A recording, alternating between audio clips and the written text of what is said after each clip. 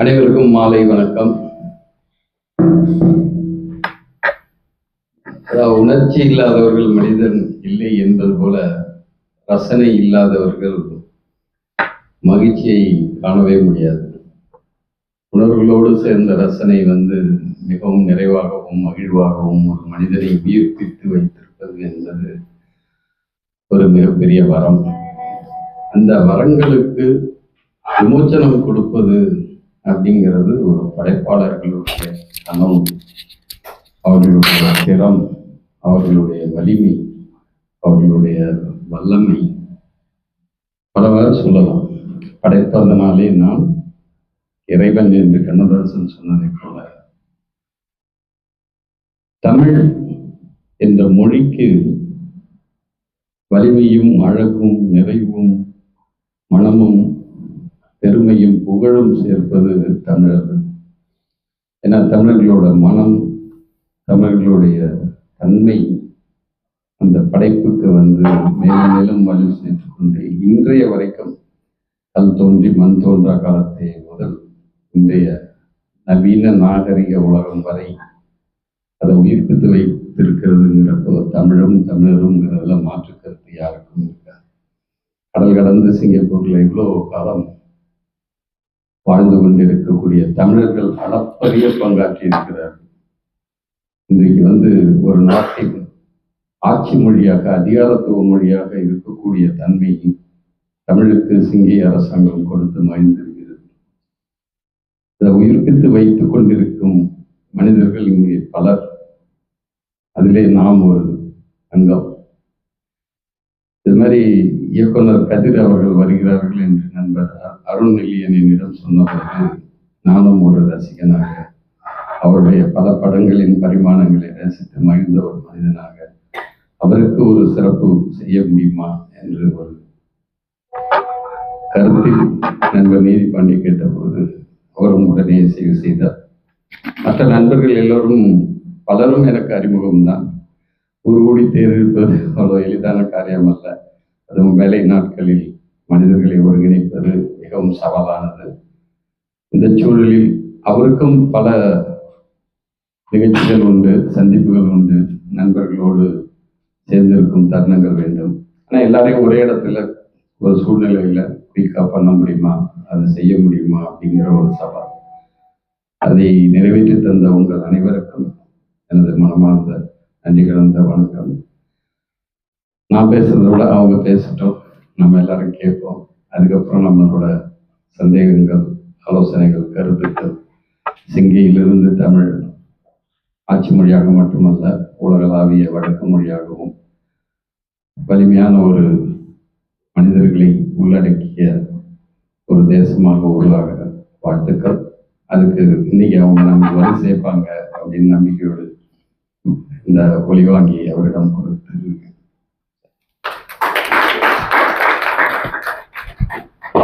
அனைவருக்கும் வணக்கம்.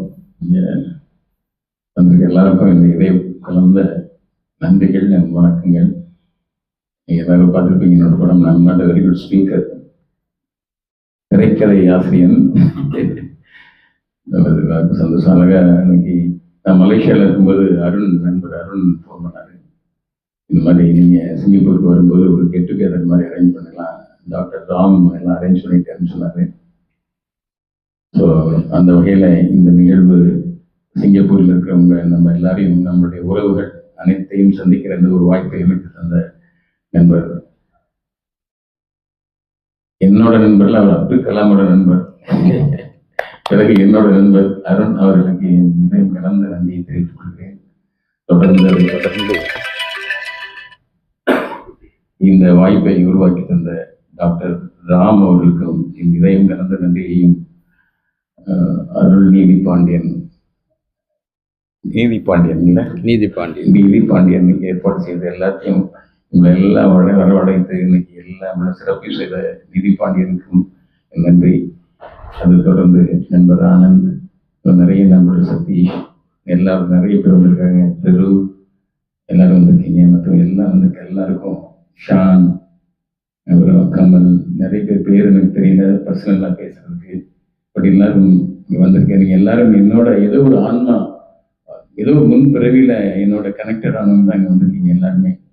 இது வந்து ஒரு ரொம்ப close to heart, my close to heart நீங்கள் எல்லாருமே. அதனால தான் அந்த சந்திப்பை இறையாற்றல் நீங்கள் நிறைவேற்றி வச்சிருக்கீங்க. அதனால இந்த குருவுக்கு முதல்ல நன்றி சொல்கிறேன். அருள் பேராற்றல் கருணையினால் இரவும் பகலும் எல்லா நேரங்களிலும் எல்லா இடங்களிலும் எல்லா தொழில்களிலும் பாதுகாப்பாகவும் உறுதுணையாகவும் வழிநடத்துவதாகவும் அமைவதாக. வாழ்க வளமுடன், வாழ்க வளமுடன், வாழ்க வளமுடன். நன்றி. வந்ததற்கு ரொம்ப நன்றி.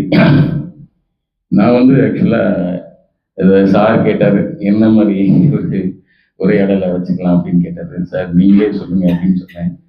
கதிர் என்ன சொன்னீங்க சார்? பார்வை பாதை பயணம் அப்படின்னு சொன்னார். ரொம்ப நல்லா இருக்கு சார், அப்படியே வச்சிருங்க அப்படின்னு சொன்னேன். ஸோ அந்த வகையில் என் பார்வை பாதை பயணம் எல்லாமே மனித நேயம், எல்லாமே காதல்ங்கிறது வந்து ஒரு மனித நேயம். ஸோ அந்த வகையில் என்னை இந்த இடத்துக்கு கொண்டு வந்த நிறுத்திய தொழில் என்னுடைய குருமார்களுக்கு என்னோட டைரக்டர் பாண்டியராஜன், ஜிஎம் குமார் மற்றும் என்னுடைய மானசீக இயக்குனர் பாரதிராஜா, மகேந்திரன், ஸ்ரீதர் எல்லாருக்கும் நன்றி பெற்றிருக்கேன். சார் ஆக்சுவலாக நான் வந்து திருநெல்வேலி மாவட்டத்தில் ஒரு கிராமத்தில் நான் பிறந்தேன். கால்கரை அப்படின்ற ஊரில் நான் பிறந்தேன். எங்கள் அப்பா கொழும்புல இருந்து நல்ல வசதியாக இருந்தார். ஆனால் நான் படிக்கிற காலத்தில் வீட்டில் ரொம்ப கஷ்டமான சூழ்நிலை. அதனால திடீர்னு எங்கள் அப்பா அவர் ஓவியக் கல்லூரி சென்னையில் வந்து அப்ளிகேஷன் போட்டிருந்தார்.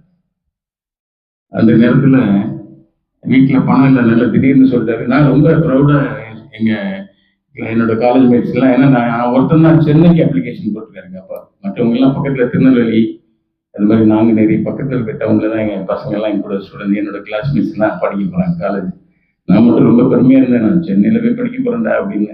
திடீர்னு பார்த்தா எங்கள் அப்பா காசு இல்லைடா, இந்த வருஷம் போக முடியாது, அடுத்த வருஷம் தான் தப்புன்னு என்னோட கனவு எல்லாம் அப்படியே உடஞ்சிருச்சு.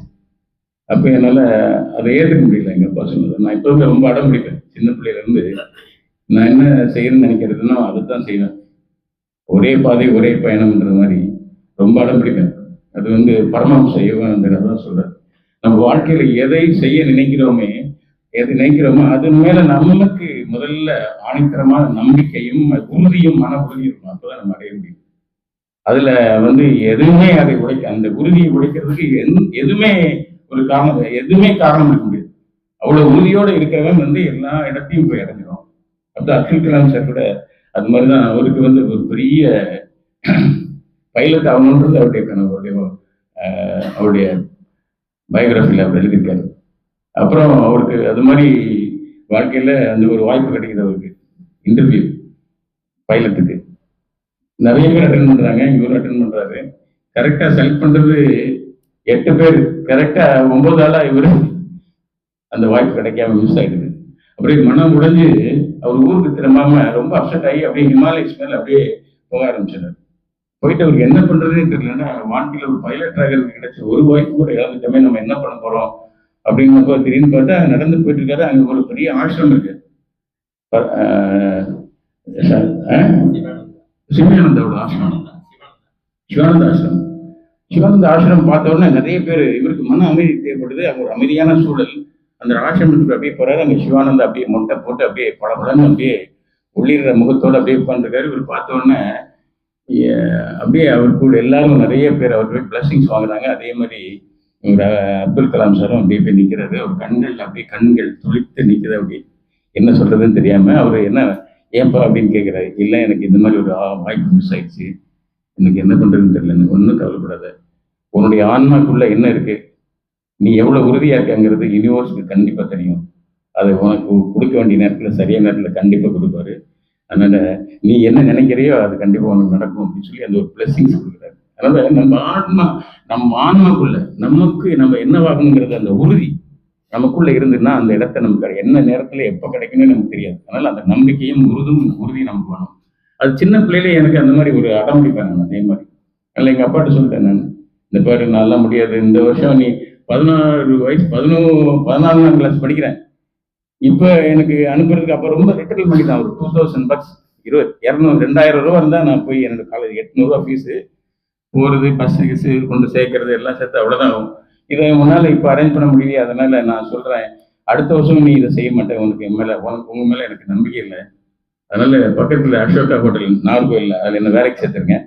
நான் அடுத்த வருஷத்துக்கான பணத்தை நான் சேர்த்துருவேன், கண்டிப்பாக நான் அடுத்த வருஷம் நான் போவேன் அப்படின்னு சொல்லிட்டு வீட்டில் நான் வந்து சொல்லிட்டேன். அப்படி சொன்ன உடனே எங்கள் அப்பா என்ன பண்ணார், சரி இவன் ரொம்ப இடமுண்டா இருக்கு, அவனை மாற்ற முடியாது, இல்லைன்னா அவனே வீட்டை விட்டு ஓடிடுவான். நான் அப்படி சொல்லிட்டேன், சேர்க்கலன்னா நான் போட்டி எடுத்து நான் போயிடுவேன் அசோகா ஹோட்டலுக்கு. உடனே அன்னைக்கு எங்கள் வீட்டில் நிறைய பெரிய பெரிய பாத்திரம் இருக்கும். எங்கள் வீட்டில் உருளி, பெரிய பெரிய உருளி, வீட்டில் கல்யாணத்துக்கெல்லாம் எங்கள் வீட்டில் தான் பாத்திரம் எடுத்துட்டு போவாங்க, வாடகைக்கெல்லாம் கொடுக்குறதுல சும்மா கொடுப்பாங்க. அதெல்லாம் அடை வச்சு என்னை முதல்ல ஓவியனை ஆக்கிறதுக்காக ஓவிய கல்லூரியில் சென்னைக்கு வந்து, அதுதான் என்னோட முதல் பயணம். அந்த மாதிரி ஒரு பயணத்துக்கு அன்னைக்கு எம்ப மாட்டீங்க என்ன காசு செலவாயிருன்னு சொல்லிட்டு எங்கப்பா திருநெல்வேலியிலேருந்து ஒரு 60-70 கிலோமீட்டர் சைக்கிளில் பெடல் பண்ணி என்னை கொண்டு ட்ரெயினில் சேர்த்து விட்டாருங்கப்பா. ஸோ இந்த நேரத்தில் நன்றியின் வரிசையில் அருணை தொடர்ந்து, ராமனை தொடர்ந்து, ஆனந்தை தொடர்ந்து, திருவை தொடர்ந்து எங்கள் அப்பாவுக்கு நான் நன்றி கடன் பட்டிருக்கேன். நன்றி. ஏன்னா இந்த பயணத்துக்கு முக்கியமாக ஒரு அன்னைக்கு ஏற்றின அந்த பயணம் தான் இன்னைக்கு சிங்கப்பூரில் உங்களோட இது பண்ணிருக்கேன். ஸோ அது மாதிரி அந்த பயணத்தில் நாம் என்ன செய்ய நினைக்கிறோமோ அந்த உறுதி நமக்கு வேணும். அப்படி ஓவியக்கல்லில் படித்தேன். ஓவியக்கல்லில் படிக்கிறப்ப நான் 5 வருஷம் என்னோட படிப்பு. 5 வருஷத்துக்கு நான் வீட்டில் பணமே வாங்கலை. டிசைட் பண்ணிட்டேன், இனிமேல் அப்பாட்ட பணம் வாங்கக்கூடாது. நான் என்ன பண்ணுவேன்னா, காலேஜ் படிக்கும்போது என்ன கையில் ஒரு திறமை இருந்தது, ஓவியம். அதனால் என்ன பண்ணுவேன், நான் போய் விசிட்டிங் கார்டு, அது மாதிரி லெட்டர் பேடு, அப்புறம் பல ஸ்டுடியோவில் போய் நான் இந்த ஓவியம் வரைகிறதுனால போர்ட்ரேட்ஸ் எல்லாம் வரைஞ்சி கொடுப்பேன். இந்த ஃபோட்டோ கலரிங் அந்த மாதிரிலாம் பண்ணி வீட்டில் பணம் வாங்காமல் 5 வருஷம் ஓடிட்டேன். ஸோ அதுக்கு நடுவில் என்னாச்சுன்னா, நான் இந்த மாதிரி பல்வேறு இடங்களில் வேலை செய்கிறப்ப நான் ஒரு பத்திரிகை ஆஃபீஸில் இதை ஓட்டினேன், பேஜ் கம்போசராக வேலை செஞ்சுட்டு இருந்தேன். காலேஜ் முடிச்சுட்டு, இல்லைன்னா காலேஜ் டைமில் கூட கட் அடிச்சுட்டு போயிடுவாங்க, வேலை செஞ்சுட்டு இருந்தேன். அந்த டைமில் எனக்கு ஒரு சீனியர் ஆர்டிஸ்ட் இருந்தார், அவர் பேர் கடலூர் பாலன். ஏன்னா அவருக்கும் நான் நன்றி கடன் பெற்றிருக்கேன். இது ஒரு மிகப்பெரிய பயணத்தில் நிறைய பேருக்கு நான் நன்றி கடன் பெற்றிருக்கேன். ஸோ கடலூர் பாலன் எனக்கு வந்து குரு. அவர் தான் என்னோட சீனியர் ஆர்டிஸ்ட்டு. அவருக்கு வரைய தெரியாது நல்லா, மற்றபடி எப்படி பேஜ் கம்போஸ் பண்ணுறது அதெல்லாமே தெரியும்.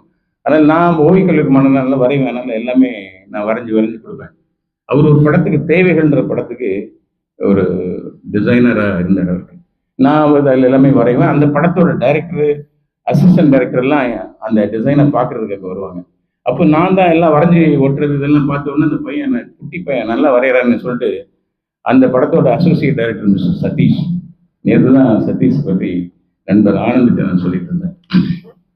அவர் என்னோட திறமையெல்லாம் பார்த்து என்ன பண்ணாரு, இந்த பையன் ரொம்ப நல்லா வரைகிறப்பா தம்பி, என்னை பாராட்டி ஒரு டிராயிங்ஸ் எல்லாம் எடுத்து வச்சுக்க, நான் பாக்யராஜ் என் ரொம்ப க்ளோஸ் ஃப்ரெண்ட், நான் ஒரு டைம் கூப்பிட்டு போகிறேன் அப்படின்னு சொன்னார். ஸோ இந்த நேரத்தில் நான் சதீஷ்க்கு ரொம்ப நன்றி கடன் பட்டிருக்கேன். ஏன்னா இவங்களெல்லாம் என்ன கை தூக்கி விட்டு தான் நான் இந்த இடத்துக்கு வந்திருக்கேன். அதனால இந்த பயணம், சார் சொன்ன இந்த பயணம் ஒரு முக்கியமான பயணம், ஒரு நன்றி கலந்த ஒரு பயணம். அதனால சதீஷ் என்னை கூப்பிட்டு போய் ஒரு நாள் என்ன பண்ணாரு, பாக்யராஜ் என்னை கூப்பிட்டு போனார். நான் காலேஜில் படிச்சுட்டு இருக்கேன், அதுக்கு நான் ஃபர்ஸ்ட் இயர் செகண்ட் இயர் படிக்கிறேன் காலேஜ் படிக்கிறப்ப, நான் 5 இயர்ஸ் கோர்ஸ். அதனால என்னை கூப்பிட்டு போய் பாக்யராஜ்கிட்ட போய், டே பாக்யா, ஒரு பையன் ஓவியர் கூப்பிட்டு, ரொம்ப க்ளோஸ் ஃப்ரெண்ட்ஸ் 2 பேரும். உடனே பாக்யராஜ் வெளியே வந்தார். அங்கே இளையராஜாவோட பாட்டு ரெக்கார்டிங் நடக்குது, படம் வந்து ஒரு ஓசை. வெளியே வந்து இந்த என்ன பார்த்தா குட்டி ஒரு பையன் இருந்திருக்கேன். நான் அவருக்காக நிறைய படங்கள்லாம் முருகை ஓசைக்கு நானே ஒரு டிசைன் வரைஞ்சி வச்சுருந்தேன், அதை காமிச்சேன். அதை பார்த்த உடனே நல்லா வரைஞ்சிருக்கேப்பான்னு சொல்லிட்டு கொஞ்சம் முன்னாடி கூப்பிட்டுருந்தா சதீஷ், இந்த படத்துக்கே நான் வாய்ப்பு கொடுத்துருப்பேனே, இப்போ இதெல்லாம் ஃபிக்ஸ் பண்ணியாச்சு டிசைனர், நீ வீட்டில் வந்து பாருப்பான்னு சொல்லிட்டாரு.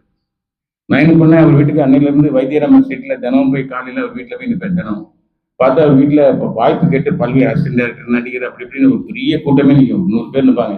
நானும் அந்த கூட்டத்தில் தினம் நிற்பேன். 1 மாதம் ஆச்சு, அவர் என்னை பார்க்கவே இல்லை.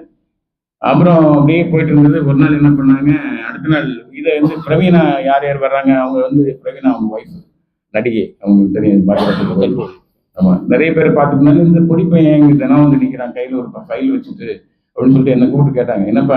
இல்லை, நான் காலேஜ் ஆஃப் ஸ்டூடெண்ட்டு, சார் இங்கே வந்து பார்க்க சொல்லியிருக்காரு, நான் டிசைன் பண்ணுறேன் அப்படின்னு சொன்னேன். அப்படியான்னு சொல்லி விட்டாங்க. நெக்ஸ்ட் டே அதே மாதிரி கூட்டத்தில் நான் நின்று இருந்தேன். பாக்யராஜ் காரில் ஏறி கிளம்ப பிஸி. ஏன்னா நான் ஒரு நேரத்தில் 3 படம் திரைக்கதை எழுதுவேன், டேரக்டர். பயங்கர கூட்டம், அது மாதிரி பயங்கரமான பிஸியாக இருந்தார்.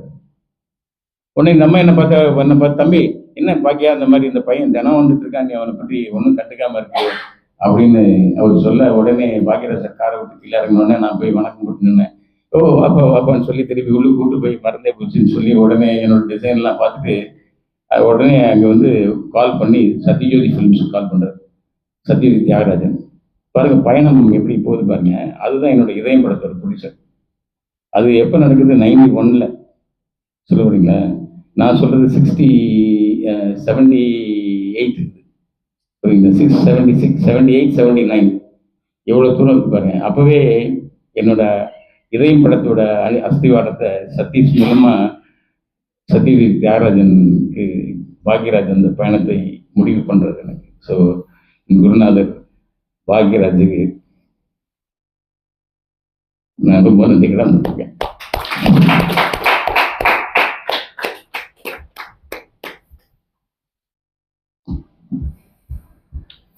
ஒரு பயணம்ங்கிறது ரொம்ப முக்கியமானது.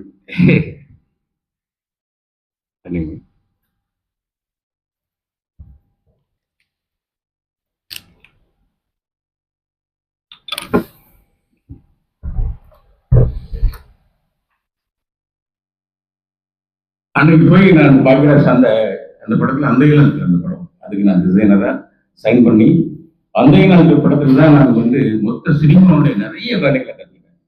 நான் டிசைன் பண்ணுறவர் ஒரு டிசைன் மட்டும் தான் பண்ணேன். நான் டிசைன் பண்ணுறது இல்லை. அங்கே போய் ஷூட்டிங்கே போயிடுவேன். காலைல ஷூட்டிங்கில் சாப்பிடுவேன், மத்தியானம் அவங்களோட சாப்பிடுவேன், ஈவினிங் கணேஷ் பாண்டி நான் கொண்டு பிக்கப் பண்ணுவேன், ட்ராப் பண்ணுவேன் பைக்கில். டெக்னீஷியன்ஸ் எல்லாம் அப்போ சத்யோ அதில் வந்து என்னாச்சுன்னா அங்கே அப்பெல்லாம் பெரிய சினிமாவுக்கு பெரிய ஆஃபீஸ்லாம் கிடையாது. அப்பெல்லாம் எல்லாம் ஒரு ஹோட்டலில் ஒரு ரூம் தான்.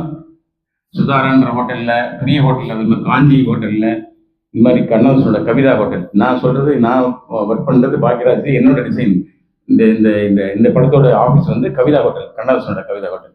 பாருங்கள் அங்கே வந்து பார்த்தீங்கன்னா இப்போதான் சொல்கிறாங்க இது கண்ணதாசனோட ஹோட்டல். அப்போ நான் சின்ன பிள்ளையில நான்லாம் வந்து தமிழ் எனக்கு தெரியாது. கொடுத்தேன்னா கெடுத்தேன்னு இருந்தேன். கேட்கும் போகும் வித்தியாசமே எனக்கு தெரியாது. ஆனால் இப்படிப்பட்ட நான் போய் எங்கள் யூனிவர்சிட்டியில் போய் தமிழ் கற்றுக்கிட்டேன். நான் கண்ணதாசனுடைய பாட்டு, வாலியோட பாடல்கள் எல்லாம் நான் தமிழ் கற்றுக்கிட்டேன். ஸோ அவ்வளோ பெரிய கண்ணதாசனுடைய ஹோட்டல் அப்படியே பிரமிப்போடு அப்படி பார்த்தேன். ஓஹோ எப்போ வருவார்னு கேட்டேன். அவர் தினம் வருவார்ப்பா, கரெக்டாக ஒரு 10 மணிக்கு இங்கே வருவார். என்னைக்கு வருவார்னு சொல்ல முடியாது. அப்போ நான் அடுத்த நாள் காலையிலே போயிட்டேன். ஒரு 9 o'clock அப்படியே கண்ணதாசனை பார்த்துருவோன்ட்டு அங்கே போய் நின்றுட்டு இருந்தேன். அப்போதான் திடீர்னு கொஞ்ச நேரத்தில் திடீர்னு ஹார்ன் சத்தம் வந்து ஒரு பரபரப்பு ஹோட்டலில்.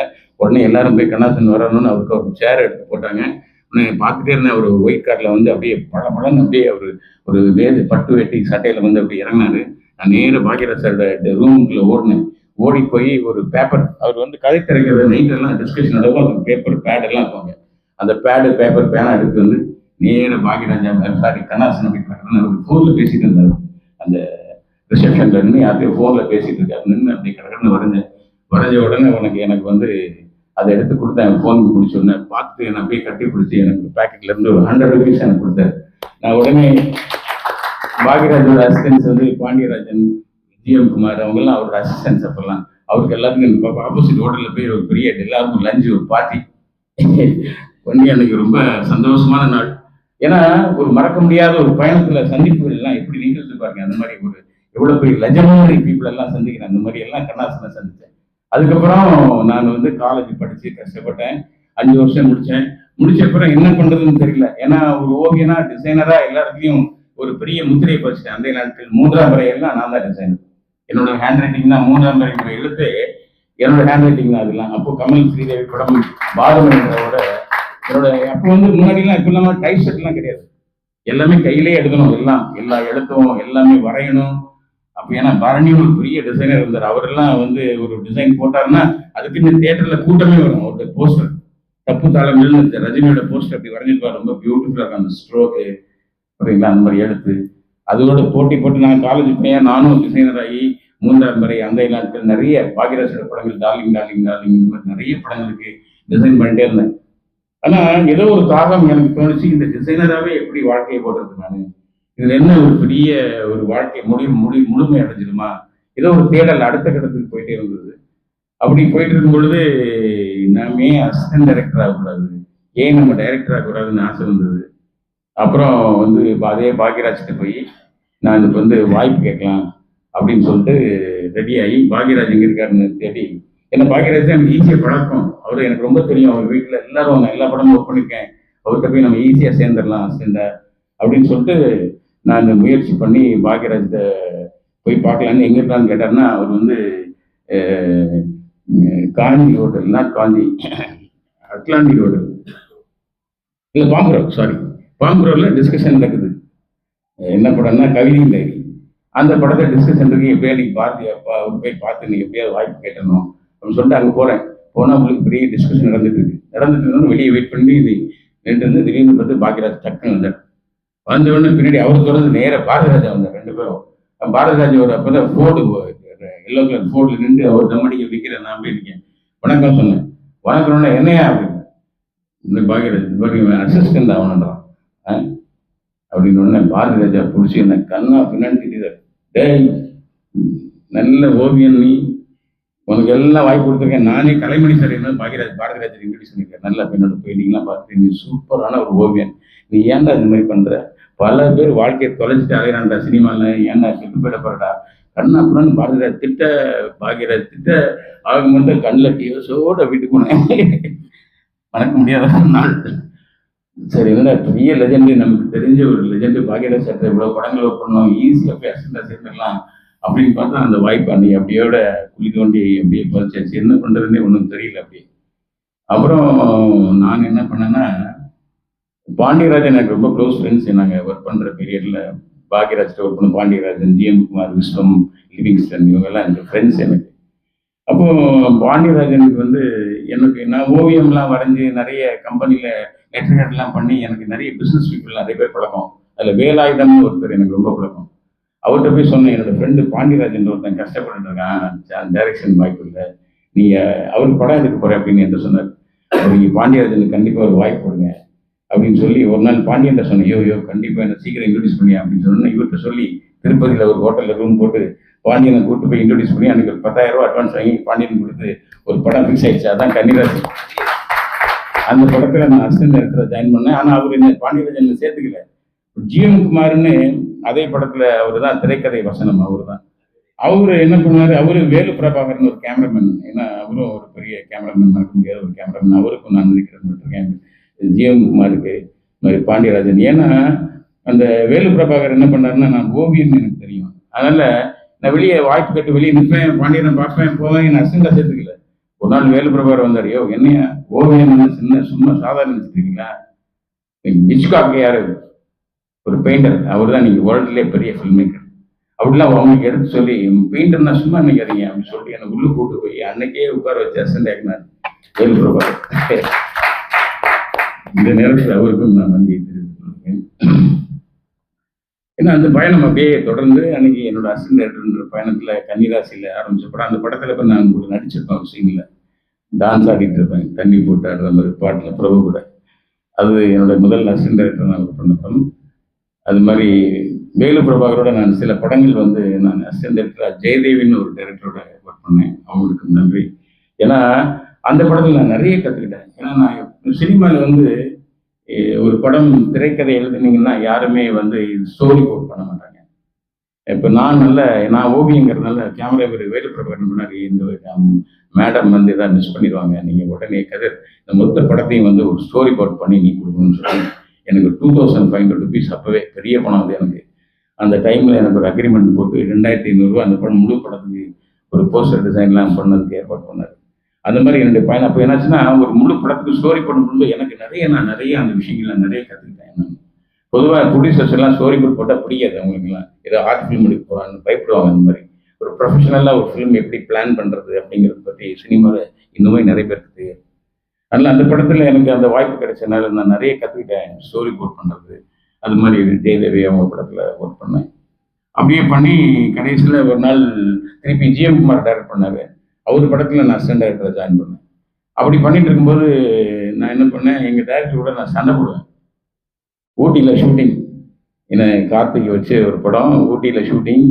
டிஸ்கஷனில் எங்கள் டைரக்டர் ரொம்ப அற்புதமாக பேசுவார். ஜிஎம் குமார் வந்து ரொம்ப நல்ல வெரி குட் ரீடர், ரொம்ப அற்புதமாக திரைக்கதை எழுதுவார், நல்லா அற்புதமாக பேசுவார். ஷூட்டிங்கில் அங்கே பேசின மாதிரி இங்கே எடுக்கல. நான் ஒன்று எங்கள் டைரக்டர் போய் சண்டை போட்டேன். என்ன சார் நீங்கள் சீன் அவ்வளோ அற்புதமாக அன்றைக்கி சொன்னீங்க, நீங்கள் எடுக்கும்போது அந்த மாதிரி ஷார்ட்டை நீங்கள் எடுக்கலையே சார்? ஐயோ போயா நிமிஷம் சத்திட்டார். எல்லாத்துக்கும் ஒரு சண்டை இருந்துச்சு. அந்த வந்தோடனே நீ போயா ஊருக்கு போயான்னு சொல்லி என்னை திட்டார் எங்கள் டேரக்டர். சரிடா நம்ம ஊருக்கு போகலான்னு சொன்னோன்னே போனோடனே எனக்கு ஒரு ஈகோ ப்ராப்ளம் வந்துச்சு. சைலண்டாக எல்லாரும் காலையில் ஷூட்டிங் கிளம்பி போனாங்க. நான் போகல. ஹோட்டலில் நான் மட்டும் படுத்திருந்தேன். அசிஸ்டெல்லாம் கேட்குது, எல்லாம் கிளம்பி இந்த யூனிட்டே கிளம்பி ஷூட்டிங் போட்டு நான் மட்டும் படுத்திருந்தேன். அப்புறம் ஒரு 8 மணிக்கு எழுந்துச்சு பார்த்தா ஊருக்கு போகிறது கையில் பணம் இல்லை. எப்படி நான் ஊருக்கு போகிறது ஊட்டிலேருந்து? ஸோ அதனால் ஈவினிங் ஷூட்டிங் முடிச்சு வந்தோடனே காசு வாங்கிட்டு போகலான்ட்டு அங்கே உட்காந்துருந்தேன் நான். அப்போ தான் நான் வந்து அங்கே நைட்டுக்கு ஷூட்டிங்காக ஒரு செட்டு போட்டுட்டு இருந்தாங்க, ஒரு பெரிய செட்டு அங்கே அந்த ஹோட்டல்லையே. அப்போ தான் நான் வந்து ஒரு ரஷ்யன் நாவல் முதல்ல படிக்கிறேன், ஒயிட் நைட்ஸ்னு, இவான் துர்கெனின்.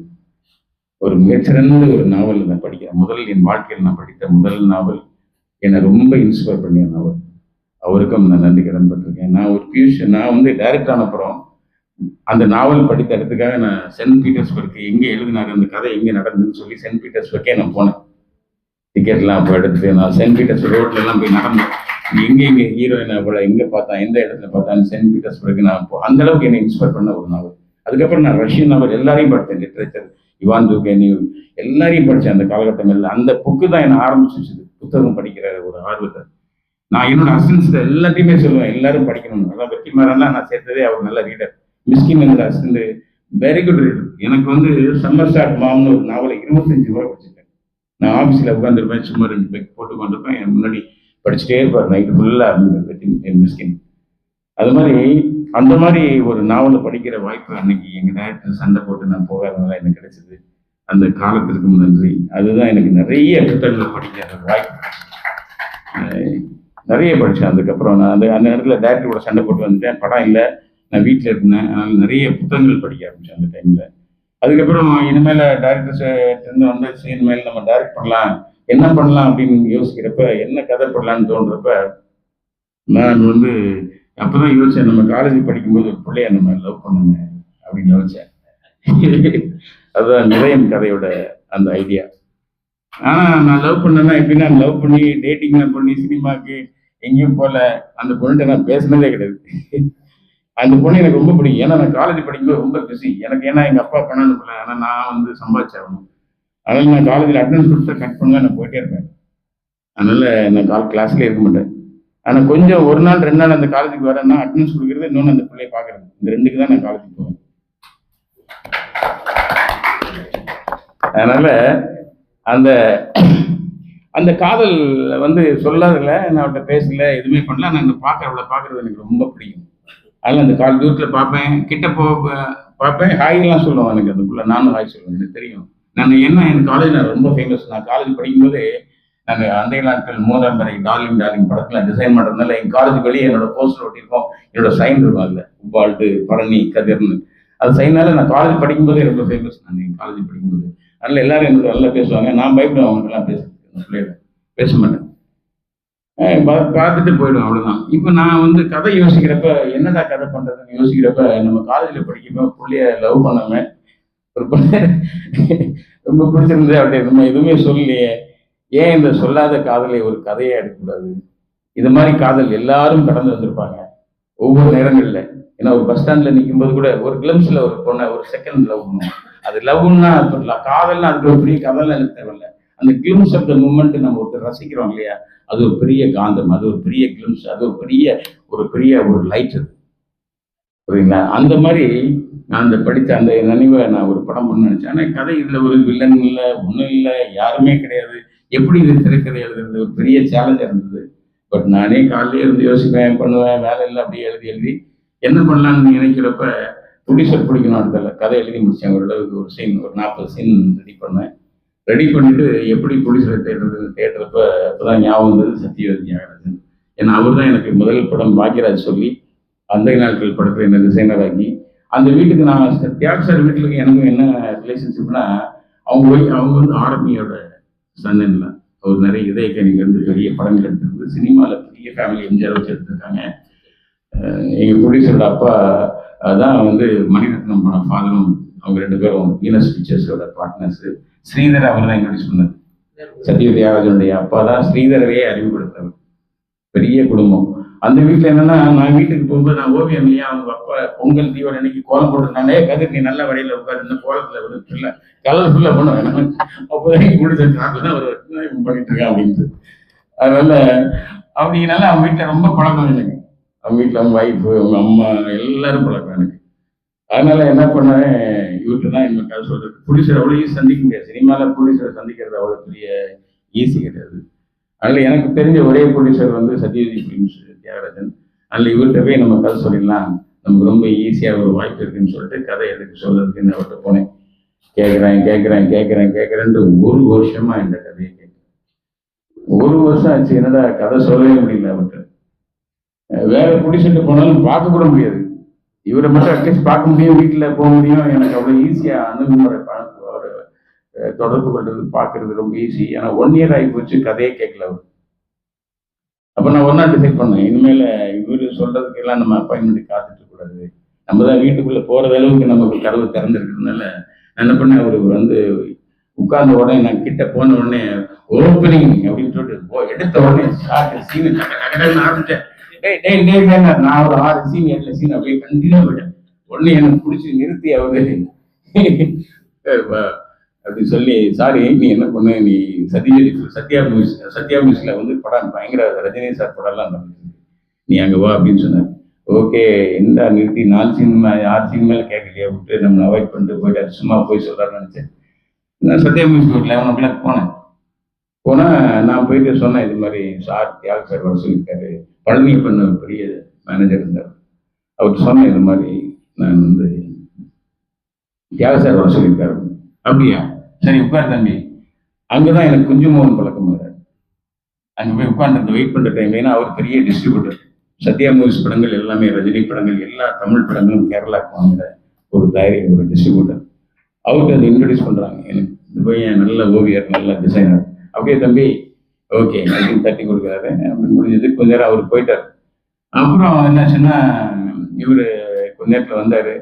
வந்து பழனியப்பன் வந்தோடனே அது ஏறக்குறைய லஞ்ச் டைம். நான் சாப்பிடாம காலிலேருந்தே சாப்பிடாம பட்னியில் தான் இருந்தேன். நான் என்னை கூப்பிட்டு திடீர்னு இலையை போட்டாங்க, தம்பி உங்களை சாப்பிட சொன்னாங்க, சாப்பாடு போட்டாங்க. அப்பதான் எனக்கு கொஞ்சம் நம்பிக்கை, ஓஹோ ஏதோ வேலை நடக்குது போல சாப்பாடுலாம் கொடுக்குறாங்கன்னு சொல்லி நல்லா ஒரு கட்டினேன். கட்டிட்டு திடீர்னு சாப்பாடு முடிச்சு வந்தேன். வந்து உட்கார்ந்த உடனே என்ன பண்ணாங்க, ஆர்மி சாரோட ரூம் தான் தியாகராஜன் இருப்பாரு. அதுக்கு ஏத்தாப்புல ஒரு ரூம் இருக்கும் அவரோட சன்னுக்காக. உடனே அவர் வந்தாரு, நேரம் அந்த ரூமை திறந்தாரு, ஏசிலாம் போட்டாரு, என்ன உள்ள கூட்டி போனாரு, உட்கார வச்சாரு. உட்கார வச்சு கதவு சாத்தி சார் வருவாங்கன்னு சொன்னார். அவ்வளவுதான் என்னோட இதயம் படப்படன்னு அடிக்க ஆரம்பிச்சது. அப்பா கிளைமேக்ஸ், நம்ம ஒரு கிளைமேக்ஸ்ல இருக்கோம், கண்டிப்பா கேட்டு வர கதைன்னு சொல்லி எனக்கு பயங்கர உண்மையிலே பிபி அடி டும் அடிக்குது. இதயம் படத்தை ஆமா, ஒரு 15 minutesல தியாக சார் திறந்து உள்ளுக்கு வந்தாரு. உள்ளுக்கு வந்தோடனே எனக்கு ஐம் வெரி நர்வஸ் பர்சன். நான் வந்து ரொம்ப உணர்ச்சி சொல்லுவேன். என்னால ஸ்டார்ட் டைம் பண்ண முடியல 5 நிமிஷம். அப்புறம் சொல்றா அப்படின்னாரு. அப்புறம் ஸ்லோவா ஆரம்பிச்சு ஒரு 2.5 hours அவருக்கு நரேட் பண்ணி கதை கேட்டாரு. கதை கேட்ட உடனே சொன்னாரு, நீ வந்து என்ன பண்ணு, நான் கதை சொல்றேன், இங்க சொல்றப்ப முடிக்கிறப்ப ஒரு 2:30 மணி இருக்கும், நீ ஒரு 4:30 மணிக்கு வீட்டுக்கு வா அப்படின்னாரு. நான் அப்படின்னு அங்கே அந்த ஏரியா தான் சினிமாவில் முக்கியமான ஏரியா, ராயப்பேட்டை. அங்கே தான் சிவாஜி ஃபிலிம்ஸ் இருக்குது, அங்கே தான் எம்ஜிஆர் சத்யா அவங்க வீடு இருக்குது. இப்போ இன்னைக்கு அதிமுக ஆஃபீஸ். அந்த ஏரியா சினிமா பார்க்குறதுலாம் நாங்கள்லாம் அப்படியே சுற்றிட்டு ஒரு 4:30 மணிக்கு வீட்டுக்கு போனேன். வீட்டுக்கு போனோன்னா எங்கள் ராஜுன்னு ஒரு அண்ணன் இருப்பார், அவர் கூட்டார். மேலே கூட்டுறாங்கன்னு ஒன்று மேலே போனேன். மேலே பார்த்தா கோவிந்தராஜன், வீனஸ் கோவிந்தராஜன் உட்காந்துருக்காரு. அவர் தான் ஸ்ரீதரை அறிமுகப்படுத்தின டைரக்டர் ஸ்ரீதர், கல்யாண பரிசோட ப்ரொடியூசர். உடனே அவர் உட்காந்துருக்காரு. உடனே தியாக சார் வந்தாரு, அவரோட பிரதர் வந்தாரு, 2-3 பேர் உட்காந்துருந்தாங்க. என்னை கூப்பிட்டாங்க. மேலே போய் உட்கார்ந்தேன். அப்பா சொல்லிட்டு கதை சொல்லுங்கன்னு சொன்னார். அப்போ வீனஸ் கோவிந்தராஜன் சாருக்கு எனக்கு ஒரு பெரிய கிஃப்ட். இன்னைக்கு அவருக்கு நான் ரொம்ப நன்றி கடன்பட்டிருக்கேன். ஏன்னா இந்த படத்தை நான் ஆரம்பிக்கிறதுக்கு முக்கியமான காரணம் வந்து வீனஸ் கோவிந்தராஜன் சார் தான். இதை என் படம். ஏன்னா அந்த கதை சொன்னேன், முழு கதையும் கேட்டாங்க. கேட்டுட்டு நாளைக்கு வாப்பா அப்படின்னு சொன்னார். ஸோ நெக்ஸ்ட் டே காலையில் திருப்பி தியாக சார் வீட்டுக்கு போனேன். ஒரு 10 மணிக்கு போனேன். கொஞ்ச நேரம் வெளியே உட்காந்துருந்தேன். ஒரு 11 மணி ஆச்சு. அப்புறம் திடீர்னு உள்ளுக்கு அப்போ தான் வீனஸ் கோவிந்தராஜன் சார் வந்து உட்கார்ந்தாரு. உட்கார்ந்த உடனே திடீர்னு அந்த முருகன் கேலண்டர் எடுங்க அப்படின்னாரு. இதுன்னு தெரியல, முருகன் கேலண்டர் எடுத்தாங்க. என்னை உள்ளுக்கு கூப்பிட்டாங்க. இந்த முருகன் கேலண்டர் மேலே வச்சு எனக்கு 2500 ரூபாய்க்கு ஒரு செக் வீனஸ் கோவிந்தராஜன் கொடுத்தாரு. இந்த படத்தை நீ டைரக்ட் பண்ண. அதனால அவருடைய கை ராசி நான் இன்னைக்கு இவ்வளோ பெரிய இயக்குனராக சத்யஜோதி மூலமா வந்த அது பாக்யராஜ் சதீஷ் அங்கே போட்டார். அப்புறம் அது பாக்யராஜ் போட்டார். அங்கேருந்து பாதையை வந்து தியாக சாட்டை வந்து வீனஸ் கோவிந்தராஜன் கையில் வாங்கின அந்த அட்வான்ஸ் தான் இதயம் படம். அதன் மூலமாக அந்த கல்லூரியில் ஒரு நண்பி என்னுடைய காதல் சொல்லக்கூடியது, அவளுக்கும் ஒரு நன்றியை பேர் சொல்ல விரும்பலை. ஏன்னா அந்த பெண்ணோட உணர்வு தான் நான் அந்த ஆர்கானிக் புடவை வச்சுக்கிட்டு அந்த ரோஸ் வைக்கிறதெல்லாம் அவள்கிட்ட இருந்து தான் நான் காப்பி அடித்தேன் எல்லாமே. அதே மாதிரி நடந்து போகிறதுலேருந்து அந்த ட்ரெஸ்ஸு காலேஜில் நிற்கிற ஹீராவோட கேரக்டர் வந்து அந்த பெண்ணோட கேரக்டர். அந்த படத்தில் அந்த பொண்ணுங்க பெரிய ஒன்றும் கிடையாது, எல்லாம் எதுவும் ரிலேஷன்ஷிப் ஒன்றும் இல்லை. அதுதான் அது பொய்டிக். ஒரு காவியங்கிறது எவ்வளோ நிறைய கதைகள்லாம் தேவையில்லை, ஒரு சின்ன உணர்வு போடும் விஷயம், ஒரு காவியத்தையே உருவாக்க முடியும். ஆனால் ஹவு ஷுவர் எவ்வளோ அதுக்கு நீங்கள் எவ்வளோ இம்பார்ட்டன்ஸ் நீங்கள் கொடுக்குறீங்கன்றதான் முக்கியம் நம்ம எதுவுமே. ஸோ அதனால் அப்படி உருவானதான் இதயம். அந்த இதயத்தில் உழைத்த என்னுடைய தொழில்நுட்ப கலைஞர்கள் அனைவருக்கும் நன்றி கடன் பட்டிருக்கேன். முக்கியமாக இளையராஜா சாருக்கு ரொம்ப நன்றி கடன் பட்டிருக்கேன். என்னை வந்து இளையராஜா சார் வந்து வேண்டாம், ஏன் நீ புது பையன் சின்ன பட்டியலில் எடுக்கிறான் அப்படின்னு பிடிச்சி சொல்லிட்டாரு. நான் எப்போதுமே அடன் மட்டும் தான். எங்கள் வீட்டில் எப்படி தெரியும் சொல்லியிருக்கேன், எங்கள் அப்பாட்ட என்ன ஆரம்பிச்சது அங்கேயும் அதே தான், இளையராஜா இல்லாமல் நான் பண்ணவே மாட்டேன் அப்படின்னு சொல்லிட்டே இருந்தேன். ஒரு நாள் இல்லைன்னா வேற ஒரு 2-3 பையங்களெல்லாம் இப்போ சிற்பி புதுசாக போடுறாரு, அவரெல்லாம் கூட்டு வந்து எனக்கு காட்டுறாங்க, இந்த பையன் கூட நல்லா பண்ணுறாரு, இப்போ தான் ஆரம்பத்தில் பண்ணிட்டு இருக்காரு, இவர் கூட வச்சுக்க அப்படின்னு. நான் என்ன பண்ணுறதுன்னு தெரியல. இளையராஜா இல்லாமல் என்னால் படம் முடியும். நான் பயங்கர ரசிகன் நான் இளையராஜா. ஒரு நாள் தியாக சார்கிட்ட போய் சொன்னேன், போய் இப்போதான் இது போனேன், பிரசாத் ஸ்டுடியோக்கு போனேன், என்ன பண்ணுறேன்னு என்ன கேட்டாரு இளையராஜா. இல்லை சார், சத்யஜித் ஃபிலிம்ஸ் கதை சொல்லியிருக்கேன்னு சொன்னேன். இந்த மாதிரி ப்ரொடியூசர் கிடைக்கிறது ரொம்ப கஷ்டம் இளையராஜா சொன்னார்னு சொன்னா தியாக சார் கூட மனம் குளிர்ந்து உடனே அப்படியே ஒரு ஃபோன் அடிச்சார். ஃபோன் அடிச்சோன்னு அந்த பிக்கர்ஸ் நிறைய படங்கள் 3ஆவது முறையுமே லெஜெண்டரி ஃபிலிம்ஸ்லாம் இளையராஜா ஒர்க் பண்ணியிருக்காரு இல்லையா. அதனால உடனே ஃபோன் அடிச்சு உடனே ராஜசேகரை கூட்டு போனாரு. அன்னைக்கு அவர் சைன் பண்ணுறாங்க அந்த படத்துக்கு.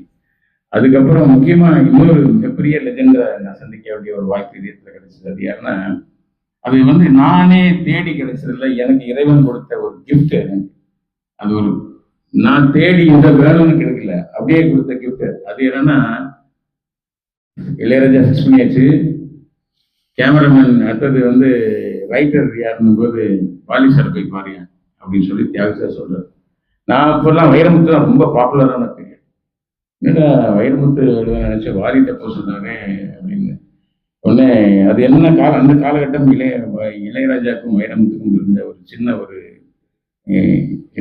சின்ன ஒரு இது இருந்தது, ஒரு இடைவெளி. அந்த நேரத்தில் வாலி சார் நிறைய படங்கள் இளையராஜாவோட எழுதிட்டு இருந்தாரு. நான் வாலி சார் வீட்டுக்கு போய் கதை சொல்ல போனேன். அவர்கிட்ட கதை சொன்ன உடனே ஒரு கதை கேட்ட உடனே சொன்னாரு, ஐயோ இது ரொம்ப தின் லைனாக இருக்கு, ரொம்ப நல்லா இருக்கு, ரொம்ப நல்லா பண்ணியிருக்கேன். ஆனால் இந்த பாட்டுக்கு வந்து கதை 6 பாட்டு எழுதுறது வந்து ஒரே ஆள் எழுதுனியா? நான் நினைச்சேன் அவர் வைரமுக்கு 2 பாட்டு, வாலிக்கு 2 பாட்டு, இந்த 2 பாட்டுலாம் கொடுத்துடலாம் அப்படின்னு. எழுதுனா 6 பாட்டு நான் எழுதுவேன், அப்படின்னா எழுதுவேன், இல்லைன்னா நீ வேற யாரையா பார்த்துக்க அப்படிங்கிற ஒரே வார்த்தை. எனக்கு ஒரு மிகச்சிறந்த ஒரு வாய்ப்பை வந்து இந்த வாய்ப்பை வாங்கி தந்த தியாக சாருக்கு தான் நான் நன்றி கடன் பட்டிருக்கேன். ஏன்னா அவர் தான் எனக்கு இந்த வாலியை அறிமுகப்படுத்தி அன்னைக்கு வாலி சார்ட்ட உட்கார்ந்த பயணம் வந்து என்னுடைய எல்லா படங்களுக்கும் நான் வாலியை விட்டு வெளியே நான் போவே இல்லை. இது வரைக்கும் நான் வேற ஒரு ரைட்டருக்கு எழுதவே இல்லை, என் கூட உட்கார்ந்து வாலி சார் எழுதுவார். எனக்கு ஒரு பெரிய கிஃப்ட் என்னன்னா, நான் பாடுவேன், நீ நல்ல பாடிய டியூன் அப்படின்னு சொல்லுவார். நான் டியூன் இளையராஜா டியூனையோ இல்லை ரகுமான் டியூன் எடுத்துன்னு போய் வாலி சார் முன்னாடி பாடுவேன். அவர் வந்து உடனே அதுக்கு கவிதையை எழுதுவார். எனக்கு மட்டும் ஒரு மிகச்சிறந்த, ஏன்னா அவர் அப்போ வந்து ஏறக்குறைய அந்த டைமில் அவர் 79, 80 வந்துட்டார். அந்த டைமில் சொன்னார், நான் வந்து இப்போல்லாம் என்னால் வந்து பாட்டு எழுதுறதுக்கெல்லாம் வந்து எனக்கு ஒவ்வொருத்தரையும் 5 நாள் 6 நாள் ஒரு டேரக்டருக்கு வந்தால் என்னால் பாடம் எழுத முடியும், பாட்டு எழுத முடியாதியா, சுச்சுவேஷன் சொல்லிடுங்க, டியூனை போட்டு காட்டுங்க, போயிட்டே இருங்க, நான் எழுதி வச்சு முடிச்சவொன்னே வாங்கிக்கன்னு சொல்கிறார். யாராக இருந்தாலும் மணிரத்னம் சாருக்கும் அதே தான், சங்கருக்கும் அதே தான். பட் எனக்கும் அவருக்கு என்னன்னு தெரியல, ஒரு பிணைப்பு. முதல் படத்துல இருந்தே என் கூட உட்காருவார், நான் டியூன் பாடுவேன், அவர் எனக்கு எழுதுவார். அப்படி எல்லா பாட்டும் எனக்கு அந்த மாதிரி தான் எழுதி கொடுத்தார். அவருக்கு கிடைத்த ஒரு அந்த நேரத்தில் தான் நான் நிறைய கற்றுக்கிட்டேன் அவர்கிட்ட, வாலி சார்ட்ட. என்னை நிறைய எம்ஜிஆர் பற்றி சொல்லுவார். பல்வேறு கதைகள் சொல்லி சொல்லி சொல்லி சினிமாவுடைய எங்களுக்கு ஒரு ஆழமான சினிமா மேல இருக்கிற ஒரு பாசத்தை வளர்த்தது வாலி சார் கூட. அந்த எழுதின பாடல் எழுதிய எல்லா காலகட்டங்களும் மிகச்சிறந்த காலகட்டம். நான் வாலி சாருக்கு ரொம்ப நன்றி கடன் பட்டிருக்கேன். அவருடைய மனைவி அதுக்கும் நான் ரொம்ப நன்றி கடன் பட்டிருக்கேன். ஒவ்வொரு நாளும் பாட்டு எழுத போறப்பெல்லாம் எனக்கு மிக்சரு காஃபி எனக்கு போட்டு கொடுத்துட்டே இருப்பாங்க. அந்த மாதிரி நேரத்தில் நான் பயங்கர தம் அடிக்கிற பாட்டி. வாலி சார் மாதிரி தம்மெல்லாம் அடிக்க முடியாது நான். அதனால என்ன பண்ணுவேன், விட்டு போய் சார் நான் ஒன்று கிடைச்சி பாத்ரூம் போயிட்டு வரேன்னு சார் சொல்லு. இவர் ராமகிருஷ்ணன் கதிரை பாத்ரூம் கூட்டு போனால் பாத்ரூம் பின்பக்கமாக இருக்கும். நான் வெளியே போனால் தான் தம் அடிக்க முடியும். பின்னாடி கூட்டு போவார். நான் வெளியே பின்னாடி கிச்சன் வழியே அப்படியே சைடில் காம்பவுண்ட் வழியே ஏறி அந்த பக்கம் போய் ரோட்ல இருந்து தம் அடிக்கிறது. இங்கேருந்து ஜன்னல் வழியே பார்த்துட்டே இருந்திருக்காரு வாலி சார். எனக்கு தெரியல இது நம்ம தினம் பார்க்குறாங்க.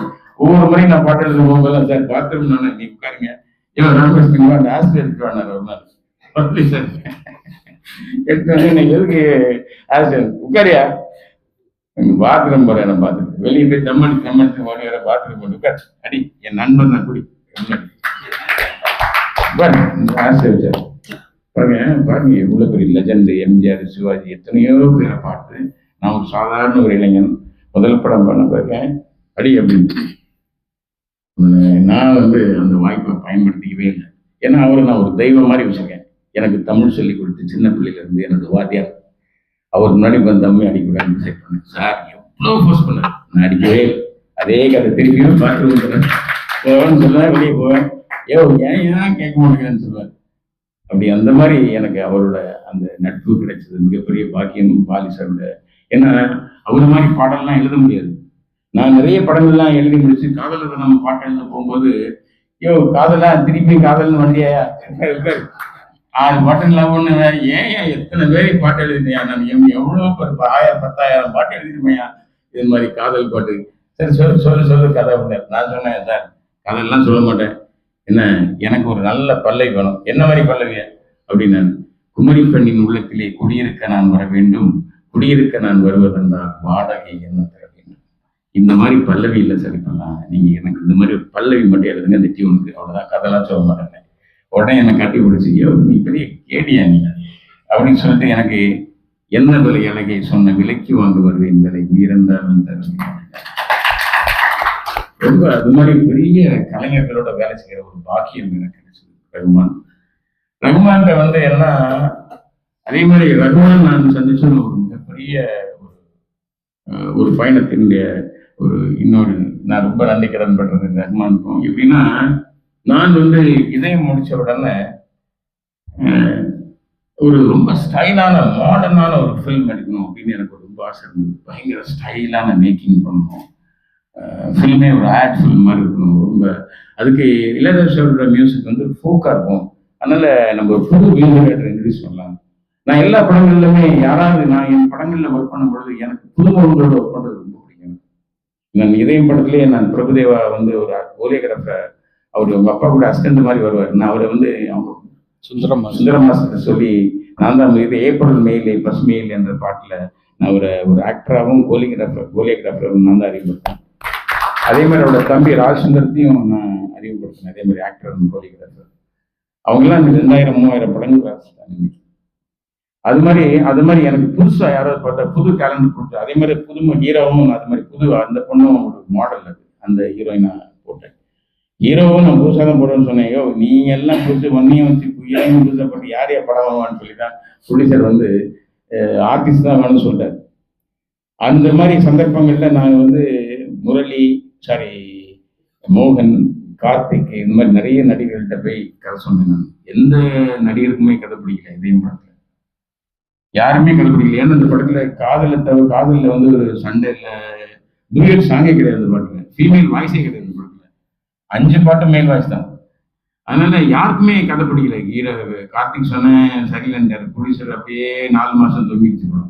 மோகன் போய் கதை சொன்னோன்னு அவருக்கு பிடிக்கல. அதனால திருப்பி இன்னொரு 4 மாசம் இப்படி 1.5 வருஷம் படம் அட்வான்ஸ் ஆகி படமே ஆரம்பிக்காம அப்படி ஒரு நாள் திருப்பி நம்ம டிசைனர் ஆகிடலான்னு சொல்லிட்டு தியாகராஜ் சட்டையை நான் போனேன். சார் குடும்பத்தெல்லாம் வீட்டில் டைரக்டராக போறேன்னு எங்கள் அப்பா அம்மா எல்லாம் கூப்பிட்டு வந்தேன். வேலை இல்லைங்க, என்ன பண்றது? எனக்கு தெரிஞ்ச ஒரே தொழில் டிசைன் தொழில். நான் திருப்பி ஆரம்பிச்சிடலாம். அப்புறம் யார்கிட்ட போறது? சட்டை தான் போகணும். அவர்கிட்டயே போனேன், சார் டிசைன் சார்ஜ் கொடுங்க அப்படின்னு கேட்கலான்ட்டு ஒரு வீட்டுக்கு போனேன். போய் எங்கள் ராஜன் இதே அண்ணன் அன்னைக்கு முன்னாடி என்ன உட்காருது, அவர் கதிர் வந்திருக்கான்னு சொன்னார். அவருக்கு நான் வந்திருக்கேன்னு சொன்னேன், அவர் மைண்டில் நல்ல கதை தான் சொல்லியிருக்கானே, என்ன பண்ணலான்னு யோசிச்சிருக்காரு போல இருக்கு. அவர் கீழே இறங்கி வரும்பொழுது, டேய் முரளி எப்படி இருக்கும், நான் வந்து டிசைனர்னு கேட்க போறேன், அவர் முரளி எப்படி இருக்கும் அப்படின்னு கேட்டார். நான் வந்து அதோட நிறுத்திட்டேன், அப்படியே நல்லா இருக்கணும் அப்படின்னா. அன்னைக்கு தான் முரளிக்கு ஃபோன் பண்ணி அவர் வீட்டுக்கு அனுப்பிச்சு விட்டார். முரளிகிட்ட போய் வீட்டுக்கு போனோன்னே அவர் சொன்னார், நான் ஒரு ஷூட்டிங் போயிட்டுருக்கேன், எனக்கு டைம் இல்லை, என் காரில் ஏறுங்க, ஏர்போர்ட் ஃப்ளைட்டுக்கு போகிற டைமில். ஆனால் காரில் போகிறப்ப அவருக்கு 2-3 ஃபோன் வந்துச்சு. கடைசியில் பார்த்தா காரில் ஏர்போர்ட்டுக்கு போகிறதுக்குள்ளே அவருக்கு ஃபோன் வந்துகிட்டே இருக்கு, என் கதையை கேட்க முடியல. உடனே என்ன பண்ணார், டக்குன்னு ட்ரைடன் ரோடு இருக்கு அந்த ஏர்போர்ட்டுக்கு எடுத்தாப்புல, அதுக்குள்ளே வண்டியை கொஞ்சம் நிறுத்தி இங்கே டக்கு டக்குன்னு கதை சொல்லுங்க சொல்லி அங்கே தான் என்னோட கதையை கேட்டார். நான் ஒரு 3/4 மணி நேரம் 1/2 மணி நேரத்தில் ஒரு கதை டக்கு டக்குன்னு சொன்னேன். அவர் ரொம்ப பிடிச்சி உடனே தியாக சார் ஃபோன் பண்ணார், இந்த படம் நம்ம பண்ணுறோம் சார் அப்படின்னு. அந்த மாதிரி சில விஷயங்கள்ல அடமெண்ட்டுங்கிறது எப்படின்னா, நம்ம என்ன இவ்வளோ நடிகரும் தோற்றதுக்கு அப்புறம் இந்த கதை நான் ரொம்ப தெளிவாக இருந்தேன். இந்த படம் கண்டிப்பாக ஜெயிக்கும், இதில் கமர்ஷியல் எலிமெண்ட் இருக்கிற ஃபைட்டு கிடையாது, டான்ஸ் கிடையாது, அது மாதிரி வில்லன் கிடையாது, எதுவுமே இல்லாமல் ஒரு கமர்ஷியல் இதில் ஒரு படம் எடுத்து ஜெயிக்க முடியுங்கிற, ஏன்னா நல்ல உணர்வுகள் இருந்தால் போதும் மக்கள்கிட்ட மிகப்பெரிய வரவு கிடைக்குன்ற ஒரு நம்பிக்கை. அந்த நம்பிக்கையில் தான் இன்னைக்கும் நான் பயணம் போயிட்டு இருக்கேன். நான் வந்து மனித நேயத்தை தவிர எதையும் படம் எடுக்கிறது இல்லை. என்னன்னா பார்த்தீங்கன்னா, இப்போ பார்த்தீங்கன்னா சினிமா உங்களுக்கு தெரியும், இப்பெல்லாம் பார்த்தா ரொம்ப வயலன்ஸ், வெட்டுறது குத்துறது ரத்தம். ஒரு காலத்தில் பார்த்தீங்கன்னா பாரதி ராஜா மகேந்திரன்லாம் படம் எடுக்கிற காலங்களில் காதலும் அப்படியே கையை பிடிச்சாலே உடனே கட் பண்ணிடுவாங்க, ரொம்ப நேரம் காட்ட மாட்டாங்க, 2 மலர்கள் இடிக்கிற மாதிரி காட்டுவாங்க. நாகரிகம், அது பேர் தான் நாகரிகம் சொல்லுவாங்க. அது எடிட்டிங் இல்லை, நாகரிகம். என்ன நாகரிகம்னா, தியேட்டர்ல ஒரு பொண்ணு பிள்ளைங்க கூப்பிட்டு வந்திருப்பாங்க, தியேட்டர்ல வந்து ஒரு 500 பேர் படம் பார்ப்பாங்க. அக்கா தங்கச்சி உட்காந்துருப்பாங்க, அம்மா தாய் குழந்தையோட உட்காந்துருப்பாங்க. அதுல ஒரு ஒரு ஒரு ரொம்ப விரசமா எதுவும் ஆயிடக்கூடாது, ரொம்ப அசிங்கமா இருக்கும், அவங்களுக்கு ரொம்ப கஷ்டமாயிருங்கிறதுனால நாகரிகத்தை கருதிதான் அந்த கதை சொல்ற விதத்துல அந்த கட்டி பிடிக்கிறது கூட காட்டாம 2 பூ இடிக்கிற மாதிரி காட்டுவாங்க. இன்னைக்கு சினிமால வந்து நாகரிகங்கிறது செத்து குட்டிச்சுவராய் பாத்தீங்கன்னா ரவுடிங்கள ஹீரோவை போட்டு படம் எடுக்கிறாங்க, பெரிய பெரிய நடிகர்கள் நடிக்கிறாங்க. ரவுடியை நம்ம யாராவது ஹீரோவா இருக்குமா? யார் ஹீரோ? நமக்கு அப்துல் கலாம் ஒரு ஹீரோவா தெரியும். என்ன சொல்றீங்க? யார் நமக்கு ஹீரோவா தெரிவாங்க? மகாத்மா காந்தி ஒரு ஹீரோவா தெரிவாங்க. இந்த நாட்டுல லீக்வானி நமக்கெல்லாம் ஒரு ஹீரோவா தெரிவாங்க. அவங்களை பற்றி நம்ம கதை சொல்லலாம். 4 நல்லவர்களை, ஒரு ரிச்சாக்காரன் உண்மையா உழைக்கிறவன், ரிச்சாக்காரனை பற்றி நம்ம ஹீரோவை நம்ம தெரியும். உண்மையா உழைக்கிறவன், நேர்மை, சத்தியம், தர்மம், அப்படியே வாழ்ற ஒரு வாழ்க்கையை பற்றி படம் எடுக்கணும்னு நம்ம நினைப்போம் இல்லையா? அதெல்லாம் செத்து போய் ரவுடி, கொலைகாரன், கஞ்சா கடத்துறது, படங்கள் பூரா இவ்வளவு கீழ்த்தரமா போயிட்டு. நிறைய பேர் கேட்டாங்க, ஏன் நீங்க ரொம்ப நாளா படம் எடுக்கிறது? இதுதான், வேற ஒன்றும் காரணம். படம் எடுக்கிற ப்ரொடியூசர்லாம் காசு போடுற பாக்கெட்ல எடுக்கிறேன்னா கஞ்சா கடத்துற காசு சொன்னான் படம் எடுக்கிறான், ரவுடியை ஹீரோவாக்குன்னா படம் எடுக்கிறான். புரியுங்களா? அது சமூகம், அது போராட்டம். இந்த பயணத்துல தான் நான் வந்து இப்போ வந்து இந்த பயணம், இந்த போராட்டம், இந்த அடுத்த கட்டத்துல வேற மாதிரி படம் எடுக்கணும் நம்ம அப்படின்றப்பதான் மகாத்மா காந்தியை பற்றி படம் எடுக்கணும்னு நினைச்சேன். அதுக்கப்புறம் லீக்வானி பற்றி படம் எடுக்கணும்னு நினைச்சேன். மைக்கேல் ஜாக்சன் பற்றி படம் எடுக்கிறேன். பிகாஸ் மைக்கேல் ஜாக்சன் அவனை மாதிரி ஒரு ஆர்டிஸ்ட் வேர்ல்ட்ல பார்க்க முடியாது. அவருடைய லைஃப் எல்லாம் படிச்சீங்கன்னா ரொம்ப கஷ்டம். அவர் வீடு வந்து 9 அடி தான், நுழைஞ்சிங்கன்னா 9 அடியில அவங்க வீட்டுக்கு வெளியே வந்துடலாம். 9 பேர் குடும்பம். அந்த மாதிரி ஒரு நல்ல வாழ்க்கையை படம் எடுக்கணுங்கிற ஒரு ஆசையில இந்த பயணம் போயிட்டு இருக்கு. இன்னும் அது தொடரும். நிறைய சின்ன சின்ன விஷயங்களை கொஞ்சம் கொஞ்சமா பரிமாறிட்டேன். அந்த வகையில இந்த இதெல்லாம் எனக்கு உருவாக்கி தந்த நண்பர் ராமுக்கும் நன்றி சொல்லி, இந்த கண்ணாசன், வாலி, சத்யவதி தியாகராஜன், எங்க அப்பா, இந்த மாதிரி வரிசையில் இருந்த டைரக்டர் ஜீவன்குமார், வரிசையில நண்பர் அருணுக்கும், இவங்க இறைவனை சாருக்கு ரொம்ப நன்றி கடன்பட்டிருக்கேன். அவர் அவ்வளோ பாசமா. இன்னைக்கு பார்த்தீங்கன்னா நான் இங்கே வந்த பயணம் இருக்குல்ல, ரொம்ப ஒரு அற்புதமா இருக்கிறது அது இறைமதி அந்த பயணத்தை. ஏன்னா ராம் சார் அரேஞ்ச் பண்ணியிருந்தாரு. திடீர்னு முத்தையா என்னுடைய நண்பர், அவருக்கும் நான் ரொம்ப நன்றி கடன்பட்டிருக்கேன். இன்னைக்கு இங்கே இல்லை, அவர் ஊர்ல இருக்காரு.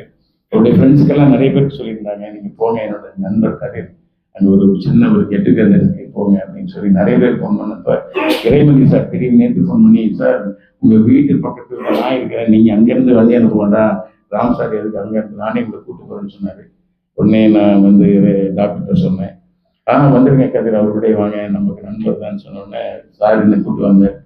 காலில் ஃபோன் பண்ண முன்னாடி ஒரு சின்ன தகவல் சொன்னாரு, உங்கள்கிட்ட ஈவினிங் கூப்பிட்டு வரலான்னு இருக்கேன். நீங்கள் என்ன போகிற வழியில் இங்கே நிறைய ஒரு மானுமெண்ட்லாம் இருக்குது, அந்த வழியை காமிச்சிட்டு உங்களை கூப்பிட்டு போகிறேன்.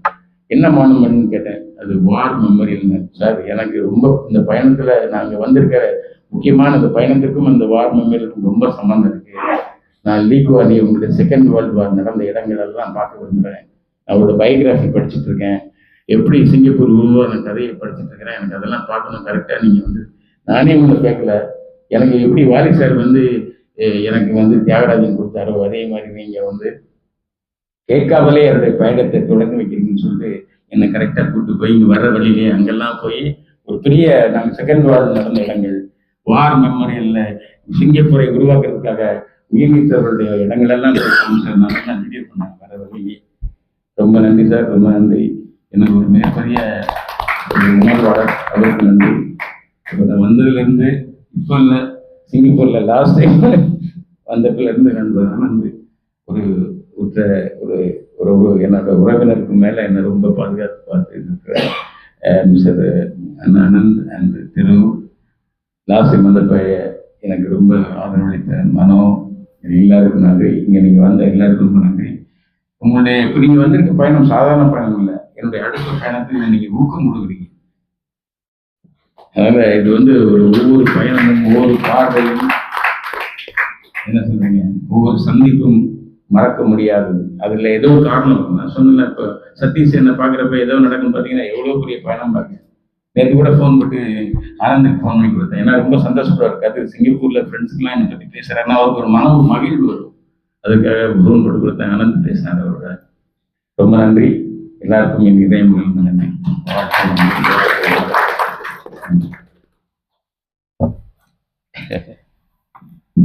இது சிறிய கருத்துரையாடல் இருந்தாலும் மிக நீண்ட நெடிய வரலாற்றை ரத்தன சுருக்கமாக அவருக்கு உரிய பாணியில் ஒரு படத்தை நம்ம முன்னாடி திரையிட்டு காட்டுறது எப்படியோ அந்த உணர்வுகளை கடத்தி இருக்கிறார். அவர் பேசட்டும் நாம் கேட்போம் என்று இருந்தோம், நாம் கேட்டு அவர் பேசட்டும் என்ற தருணம் வந்துவிட்டது. உங்கள் கேள்விகளும் அவருடைய பதிலும் இந்த நிகழ்ச்சியை அடுத்த கட்டத்துக்கு கொண்டு போகட்டும். ஏன்னா இந்த சிங்கப்பூர் அப்படிங்கிற ஒரு சூழல்ல எல்லோருக்கும் ஒரு போராட்டம், அதாவது போர்க்களம் போர்கள் தான் மாறுமாங்க. ஒவ்வொருத்தரும் சுற்றி ஒரு விதமான போராட்டம். அதுல சூழ்நிலை கைதியாகவோ, சூழ்நிலை வீரனாகவோ, சூழ்நிலை நம்மை சாகடிக்கிற தன்மையிலையோ நிறைய பேர் காலகட்டத்தை கடந்து வந்திருப்போம். சொந்த பந்தங்கள், நண்பர்கள், எல்லாத்தையும் உங்களுக்குள்ள இருக்கக்கூடிய உணர்வுகள் எழுப்பிய கேள்விகளை நானே முன்னாடி கேட்கணும்னு இருந்தேன். இந்த மனிதநேயம் மாண்டு விட்டது இந்த நவீன நாகரிக உலகில், இதை எப்படி எடுத்து கொண்டு போறது அப்படிங்கிறப்போ இதற்காக வாழ்ந்த தலைவர்கள், இதை சாதித்த தலைவர்கள், அவங்க தான் நமக்கு வந்து ஒரு உத்வேகம் கொடுப்பாங்க. அந்த உணர்வுகளை மீண்டும் தட்டி எழுப்பி நாமும் சாதிக்க முடியும் அப்படிங்கிற தன்னம்பிக்கையும் ஊக்கமும் கிடைக்கும்.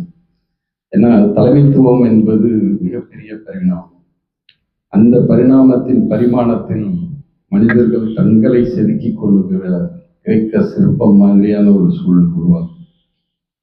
நிறைய சாதித்தவர்கள் பார்த்தீங்கன்னா பெரிய படிப்போ, பெரிய பட்டமோ, பெரிய பதவியோ இருந்திருக்க மாட்டாங்க. ஒரு சாதாரண நிலையிலிருந்து மிகப்பெரிய சாம்ராஜ்யத்தை கட்டி எழுப்பவர்களாக இருப்பாங்க. அது மாதிரிதான் சிங்கப்பூரும் சூழல்கள் நிறைய கற்றுக் கொடுக்குது. உலகளாவிய தன்மை, உள்ளூர் தன்மையிலிருந்து உலகளாவிய தன்மை வரைக்கும். உங்கள் கேள்விகள் தொடரட்டும், நானும் கேட்டு ரசிக்க அவளோடு இருக்கிறேன். பாண்டிக்கு மைக்கு வேறு கேள்விகளை வந்து சுருக்கமாக கேளுங்க. அவங்களுடைய பேரை சொல்லிட்டு உங்களுடைய கேள்விகள் கேட்கலாம். ஏறக்குறைய ஒரு 30 நிமிடத்துலேருந்து 45 நிமிடம் நம்ம உரையாடலாம். எல்லாருக்குமே கேள்விகள் கேட்கும்போது ஆகும். ஐயா வணக்கம், என் பேர் நாகேஷ், சொந்த ஊர் வந்து காரைக்குடி. உண்மையிலேயே எத்தனை வருஷத்துக்கு அப்புறம் அவங்க சந்திக்க வாய்ப்பு கிடைச்சு. எனக்கு காலேஜ் படிக்கும் போது நான் இதே படம் பார்த்தோம். அந்த படத்தோட கதையை வந்து நம்ம இளையராஜா சொன்னீங்களா நீங்க? ஆமாம், கேட்டு என்ன சொன்னார்? இல்லை சார், ரொம்ப பேச மாட்டாரு. உடனே கரெக்டாக என்ன சிச்சுவேஷன் சாங் சொல்லி மட்டும் சொல்லி அப்படின்ட்டு. ஓகே,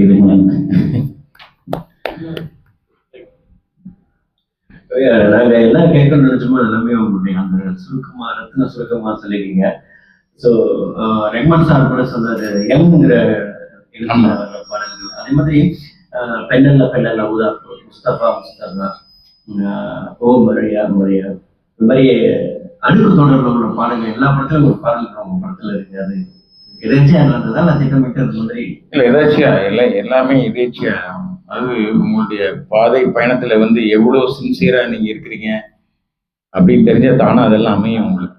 இப்போ நான் வந்து நீங்க கேள்வியில ஒரு சின்ன கதை சொல்லியிருந்தேன். இந்த பாட்டுக்கு வந்து ஏன்னா காதல் கதை படம் பண்றோம், ஃப்ரெண்ட்ஷிப் பத்தி கதை.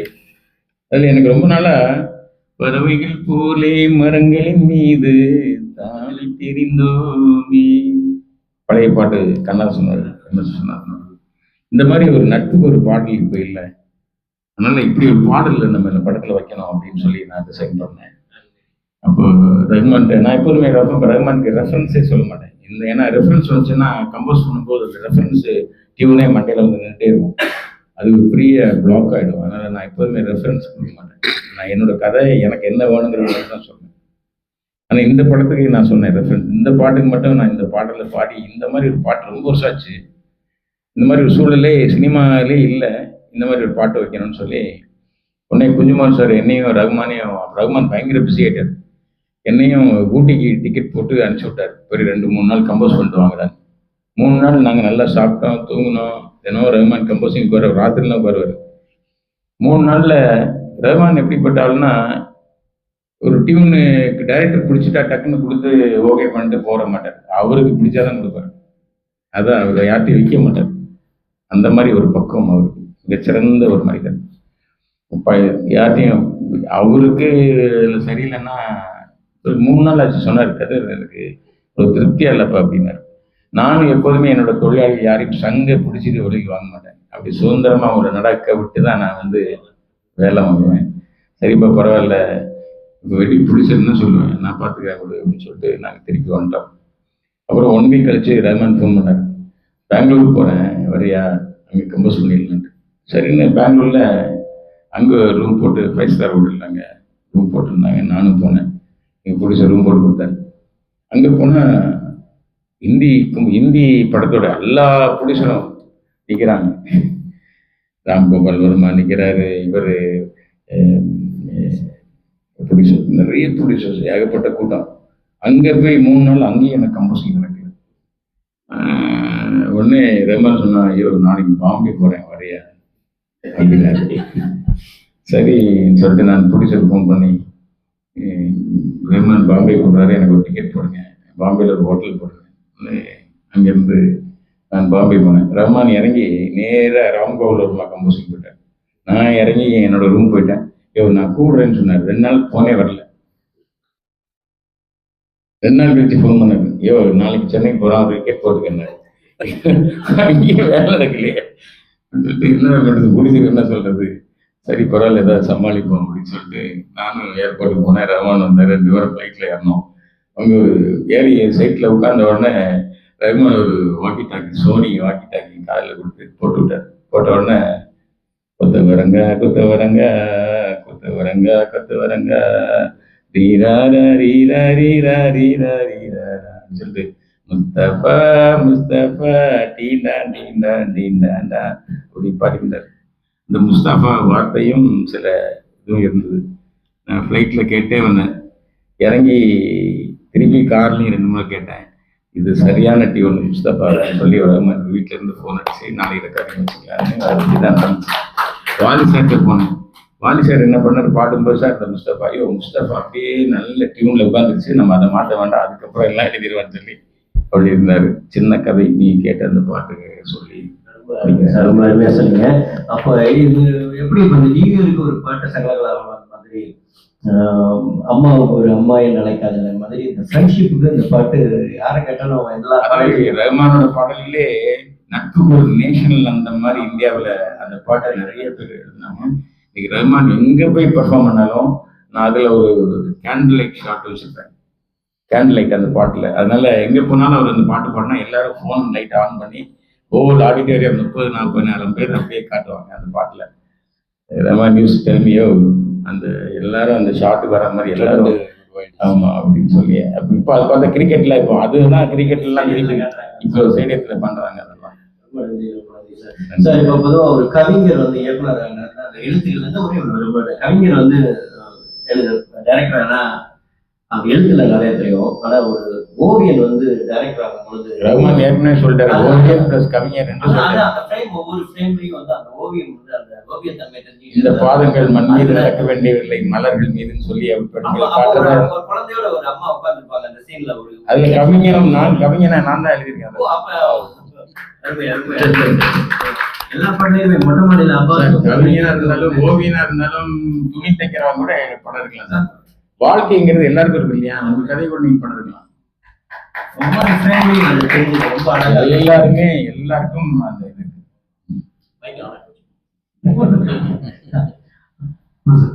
கதிர் என்கிற ஓவியரை பற்றி நம்ம பேசுவோம்.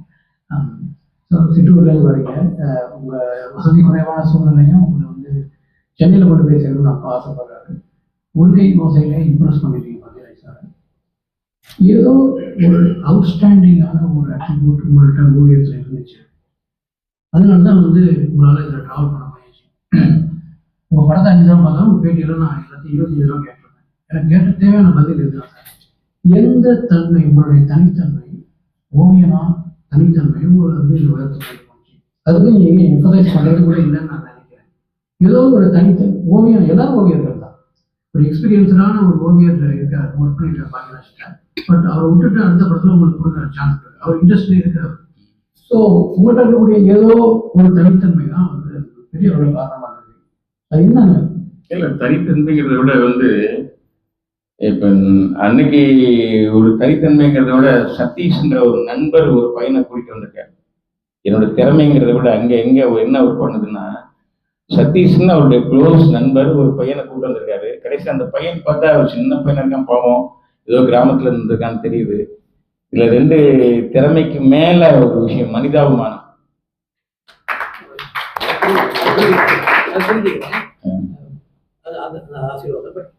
பிற ஓவியர்களிடம் இருந்து நீங்கள் எங்கேயோ ஒரு இடத்தில் வேறுபட்டு இருக்கிறீர்கள். என்னோட பெயிண்டிங் நீங்க பாத்தீங்கன்னா என்னோட பிகாசோ, என்னோட பெயிண்டிங் வந்து ரெம்பிரண்ட் மாதிரி இருக்கும். என்னோட பெயிண்டிங்ஸ்லாம் அது மோனோ கலர்ஸ் அப்படி இருக்கும். நான் எல்லா ரெம்பிரண்டோட எல்லா பெயிண்டிங்ஸ் வேர்ல்டில் இருக்க எல்லா மியூசியத்துக்கும் நான் ட்ராவல் பண்ணிட்டேன். லூனர் மியூசியம்லேருந்து அமெரிக்காவில் எல்லா மியூசியத்துக்கும் நான் ட்ராவல் பண்ணியிருக்கேன். லக்கிலி ஐ காட் எல்லா பெயிண்டிங்ஸும் நான் பார்த்துருக்கேன். என்னோட பெயிண்டிங் பார்த்தீங்கன்னா அது கொஞ்சம் ஒரு ரெம்பிரண்ட் ஸ்டைலில் இருக்கும். ரெம்பிரண்ட் மாதிரி ஒரு மோனோட்டோனாக வச்சு பண்ணுவேன் நான் பெயிண்டிங். என் ஸ்ட்ரோக்ஸ் கொஞ்சம் ஒரு மாதிரி டிஃப்ரெண்ட்டாக இருக்கும். பட் இந்த மெச்சூரிட்டி எல்லாம் நாள வந்துச்சான்னு சொல்ல முடியாது. நான் சதீஷை தான் சொல்லுவேன். ஏன்னா அவர் நண்பர் சொல்றதுனால அவருக்கு தவிர்க்க முடியாததுனால அவர் என்னை சந்திச்சார். என் திறமையை வச்சு நான் சந்திக்கல. ஆக்சுவலாக திறமையை வச்சு சதீஷை இம்ப்ரெஸ் பண்ணேன். ஏன்னா அங்கே திறமை நான் நல்லா வரைகிறத பார்த்தாரு, சதீஷ் இம்ப்ரெஸ் ஆனாரு. அவருடைய வார்த்தைனால பச்சுப்பட்டு என்னோட டிராயிங் பார்த்து அவரும் இம்ப்ரெஸ் ஆனாரு. அப்போ வந்து மிகச்சிறந்த ஓவியம்னு சொல்ல முடியாது நான். ஏன்னா பிகாஸ் என்னை விட சிறந்த ஓவியர் பரணி. அவரோட ஸ்ட்ரோக் எல்லாம் உபால்டு எல்லாம் பயங்கரமான, ஏன்னா அதனால அவங்களே எல்லா படங்களும் வேலை செய்ய முடியாது. இருந்தாலும் அவங்க நட்பு தான் ரொம்ப எனக்கு ரொம்ப கை கொடுத்தது. வணக்கம் சார், என் பேர் வந்து நட்சத்திரம் ஜெயக்குமார். ஸோ நானும் ஒரு ஓவியர் தான். ஓவியராகி டேரக்டர் ஆகிறதுக்கு ஆகியாச்சு. இன்னும் பெரிய லெவல் போகிறதுக்கு வந்து ட்ரை பண்ணிட்டு இருக்கேன். உங்களை வந்து கேட்கும் போது எனக்கு வந்து சிமிலாரிட்டி நிறைய இருந்துச்சு. என்னோட பக்கத்தில் ஏதோ ஓகே. சொல்லுங்க. ஸோ பேசிக்கலி எனக்கு என்ன ஒரு கொஸ்டின் இருந்துச்சுன்னா வந்து ஒரு ஒற்றுமை இருக்கு. என்னோட வைஃப் வந்து தீவிர வாலி ஃபேன். வாலிக்கு ஒரே ஒரு பேஜ் தான் இருக்கு ஃபேஸ்புக். அந்த வைஃப் தான் படிக்கிற காலத்துல இருந்து நடத்திட்டு இருக்காங்க. நிறைய ஃபாலோவர்ஸ் இருக்காங்க.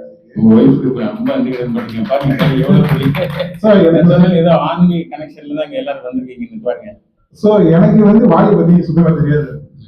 ஸோ அவங்க தான் நிறைய சொல்லுவாங்க. எனக்கு என்ன உங்கள்கிட்ட ஒரு கொஸ்டின் கேட்கணும்னா, நீங்க வந்து ஒரு கிராமத்துல இருந்து வந்திருக்கீங்க, ஒரு சிட்டியில போய் காலேஜ் படிக்க தான் நீங்க போயிருக்கீங்க, கொஞ்ச காலம் தான் இருந்திருக்கீங்க. ஆனா உங்க படம் காதலர் தினம் அதுதான் எனக்கு ஞாபகம் இருக்குன்னு வச்சுக்கோங்க. இதே படம் பார்த்துக்கலாம், பட் காதலர் தினம் வந்து ரொம்ப தாக்கம் பண்ணுச்சு. ஏன்னா எனக்கு ஏன் அவங்க மியூசிக் தான் ரொம்ப பிடிக்கும். ஸோ அதுல உள்ள பாட்டெல்லாம் வந்து இப்ப கேட்டா கூட ஒரு மாதிரி அடிக்ஷனா இருக்கும், திருப்பி திருப்பி கேட்கிற மாதிரியே இருக்கும் இந்த ரோஜா ரோஜா பாட்டு அதெல்லாம். ஸோ அது வந்து எப்படி உங்களுக்கு வந்து அந்த மாடர்ன் தாட் வந்துச்சு? இது வந்து மேபி வாலி மாதிரி ஒரு ஏன்னா Vaali is very modern thought உள்ளவர் இல்லை. ஸோ அவர் வரையும் மாடர்ன் பாட்டு லேட்டஸ்ட் ட்ரெண்ட்ல எழுதிட்டு இருந்தாரு. ஸோ அது வந்து அவருக்கு மூலமா வந்துச்சா இல்லை உங்கள்கிட்ட நேச்சுரலாவே அது இருந்துச்சு? இல்ல அது ஆக்சுவலா நான் வந்து ரொம்ப டிராவலர். நான் ரொம்ப காசு கிடைச்சு நான் பணம் கிடைச்சுன்னா வந்து டிக்கெட் போட்டு யூஎஸ் போயிடுவேன், எங்கேயாவது யூரோப்ல போயிடுவேன், இப்படியெல்லாம் நிறைய சுற்றுவேன். அதோட எனக்கு சென்னையில நிறைய நண்பர்கள், இந்தியாவிலேயே நிறைய எங்க பார்த்தாலும் ஃப்ரெண்ட்ஸ் ஜாஸ்தி. இந்தியானாலே ஒரு டார்க்கான ஒரு இடம், கிராமம், ஒரு ஒரு ஒரு என்ன சொல்ற ஒரு மிடில் கிளாஸ் கஷ்டப்பட்ட ஒரு ஊர் மாதிரியே எல்லாரும் படம் எடுத்தாங்க அந்த மாதிரி. ஆனா உண்மையிலே பாத்தீங்கன்னா இந்தியா ரொம்ப ரிச்சஸ்ட் கண்ட்ரி. அங்க ரொம்ப ஸ்டைலைஸ்டு லைஃப். நீங்க பாத்தீங்கன்னா எந்த நாட்டிலும் வாழ முடியாத ஒரு மாடர்ன் இன்டீரியர் லைஃப் ஸ்டைல் எல்லாமே அங்க இருக்கு. அது நிறைய சினிமாவில் காட்டப்படலை ஆக்சுவலா. பாத்தீங்கன்னா எல்லாம் வறுமை, கோட்டு கீழே இருக்கிறது, இல்லைன்னா டார்க்கான ஒரு ஏரியா, ரொம்ப இந்த மாதிரி படங்கள் நிறைய வந்ததுனால உலகமே இந்தியா வந்து ஒரு பெரிய பாவர்ட்டி ஒரு நாடுங்கிற மாதிரி எத்தியோப்பியா ரேஞ்சுக்கு திங்க் பண்ணிட்டாங்க. ஆனா நான் பார்த்த இந்தியா, நான் பார்த்து சந்தித்த நண்பர்கள் எல்லாருமே அவங்களோட லைஃப் ஸ்டைல் வந்து பயங்கரமா என்ன வியக்கிற மாதிரி வாழ்க்கையா இருந்தது வாழ்க்கை. ஸோ இந்த சினிமா வெளியே வரல, அதனால அதை பத்தி எடுக்கணும், மாடர்னா இருக்கணும் அப்படின்னு சொல்லிட்டு நானே அது எனக்கு வாழ்க்கை கற்றுக் கொடுத்தது தான். இன்னொன்று என்னன்னா ஒரு பிளஸிங் என்னன்னா இளையராஜாவோட நான் 2 வீக்ஸ் பர்சனலாக ட்ராவல் பண்ணியிருக்கேன். ஸோ அவர் சிங்கப்பூர் வந்தப்ப லேட்டஸ்ட் கான்சர்ட் வந்து நான் தான் டைரக்ட் பண்ணேன் அவரோட கான்சர்ட். ஸோ எனக்கு நீங்க சொன்னது வந்து கனெக்ட் ஆயிடுச்சு ஆக்சுவலா. Is not normal human being. அவங்க அதுக்கும் மேல அவர் இல்லை ஆல் தி பெஸ்ட். சீக்கிரம் டைரக்ட் பண்ணுங்க. Thank you sir. வணக்கம் சார், நான் கோவிந்தராஜ். உங்களுடைய 2வது படமான உழவன் படத்தை பத்தி அவ்வளவா பேசல, நம்ம அதை பத்தி கொஞ்சம் தெரிஞ்சுக்கணும்னு ஆசை. ஏன்னா அது ஒரு படம் தான் அவங்கள்ட்ட வந்து வயல்வெளிகளையும் உழைக்கும் மக்களுடைய அந்த இதையும், மாறி மழை பெய்யாத மக்கள் கொஞ்சம் தீர அந்த பாட்டு வந்து அந்த பாட்டு வந்து நான் தான் எழுதினேன், வாரிசர் எழுதல. ஏன்னா வாரிசர் அந்த பாட்டு ஊர்ல இல்லை, ரெக்கார்டிங் மிக்ஸ் பண்ணிட்டோம், ஆள் இல்லை. அதனால அந்த பாட்டு நானே எழுதி வாலி சொல்லிட்டாரியா நீயே கவிதை நீ எழுதின கையெழுத்து கூட வரீங்க. அந்த மாதிரி அந்த பாட்டு முழுக்க நான் தான் எழுதினேன். அந்த பாட்டை நான் எழுதினேன். அப்புறம் வந்து தென்றலே அந்த பாட்டும் வாலி சார் ஊர்ல கிடையாது.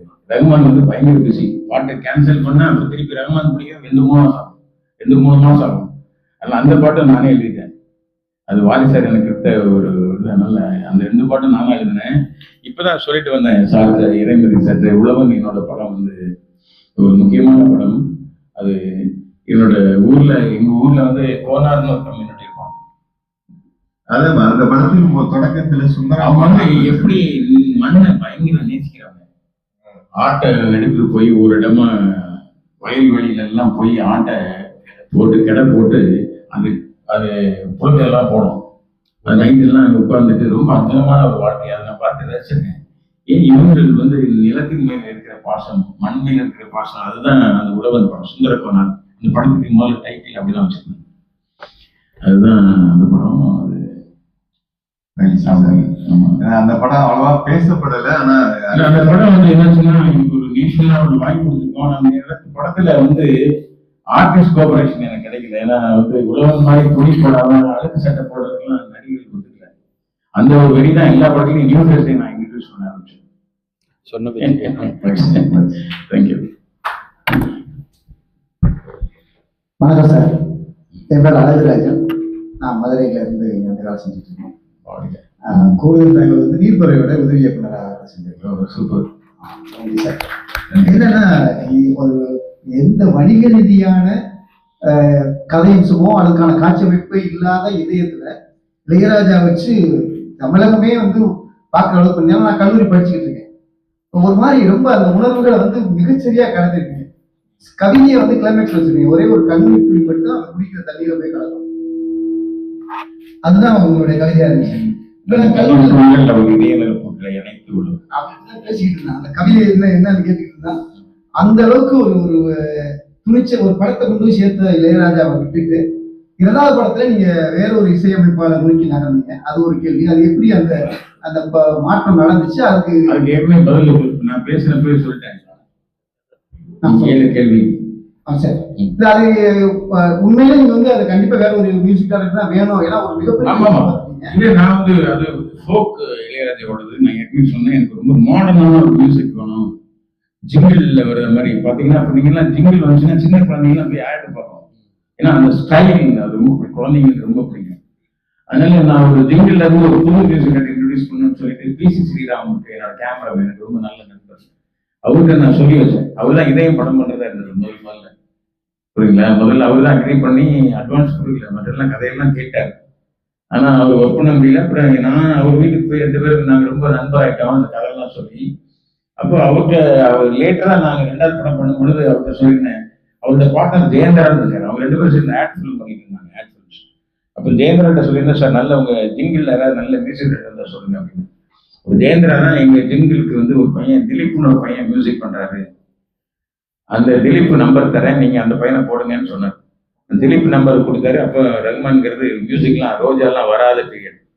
அப்போ திலீப் என் அசிஸ்டன்ட் திலீப்புக்கு ஃபோன் பண்றாரு, இப்போ அந்த பையனை போய் பார்க்கணும், எங்க இருக்காருன்னு கேளுங்க. உடனே திலீப் பேசுறாரு, சார் கதிர் சார் வந்து பார்க்க வரணும், இதயம் கதிர்.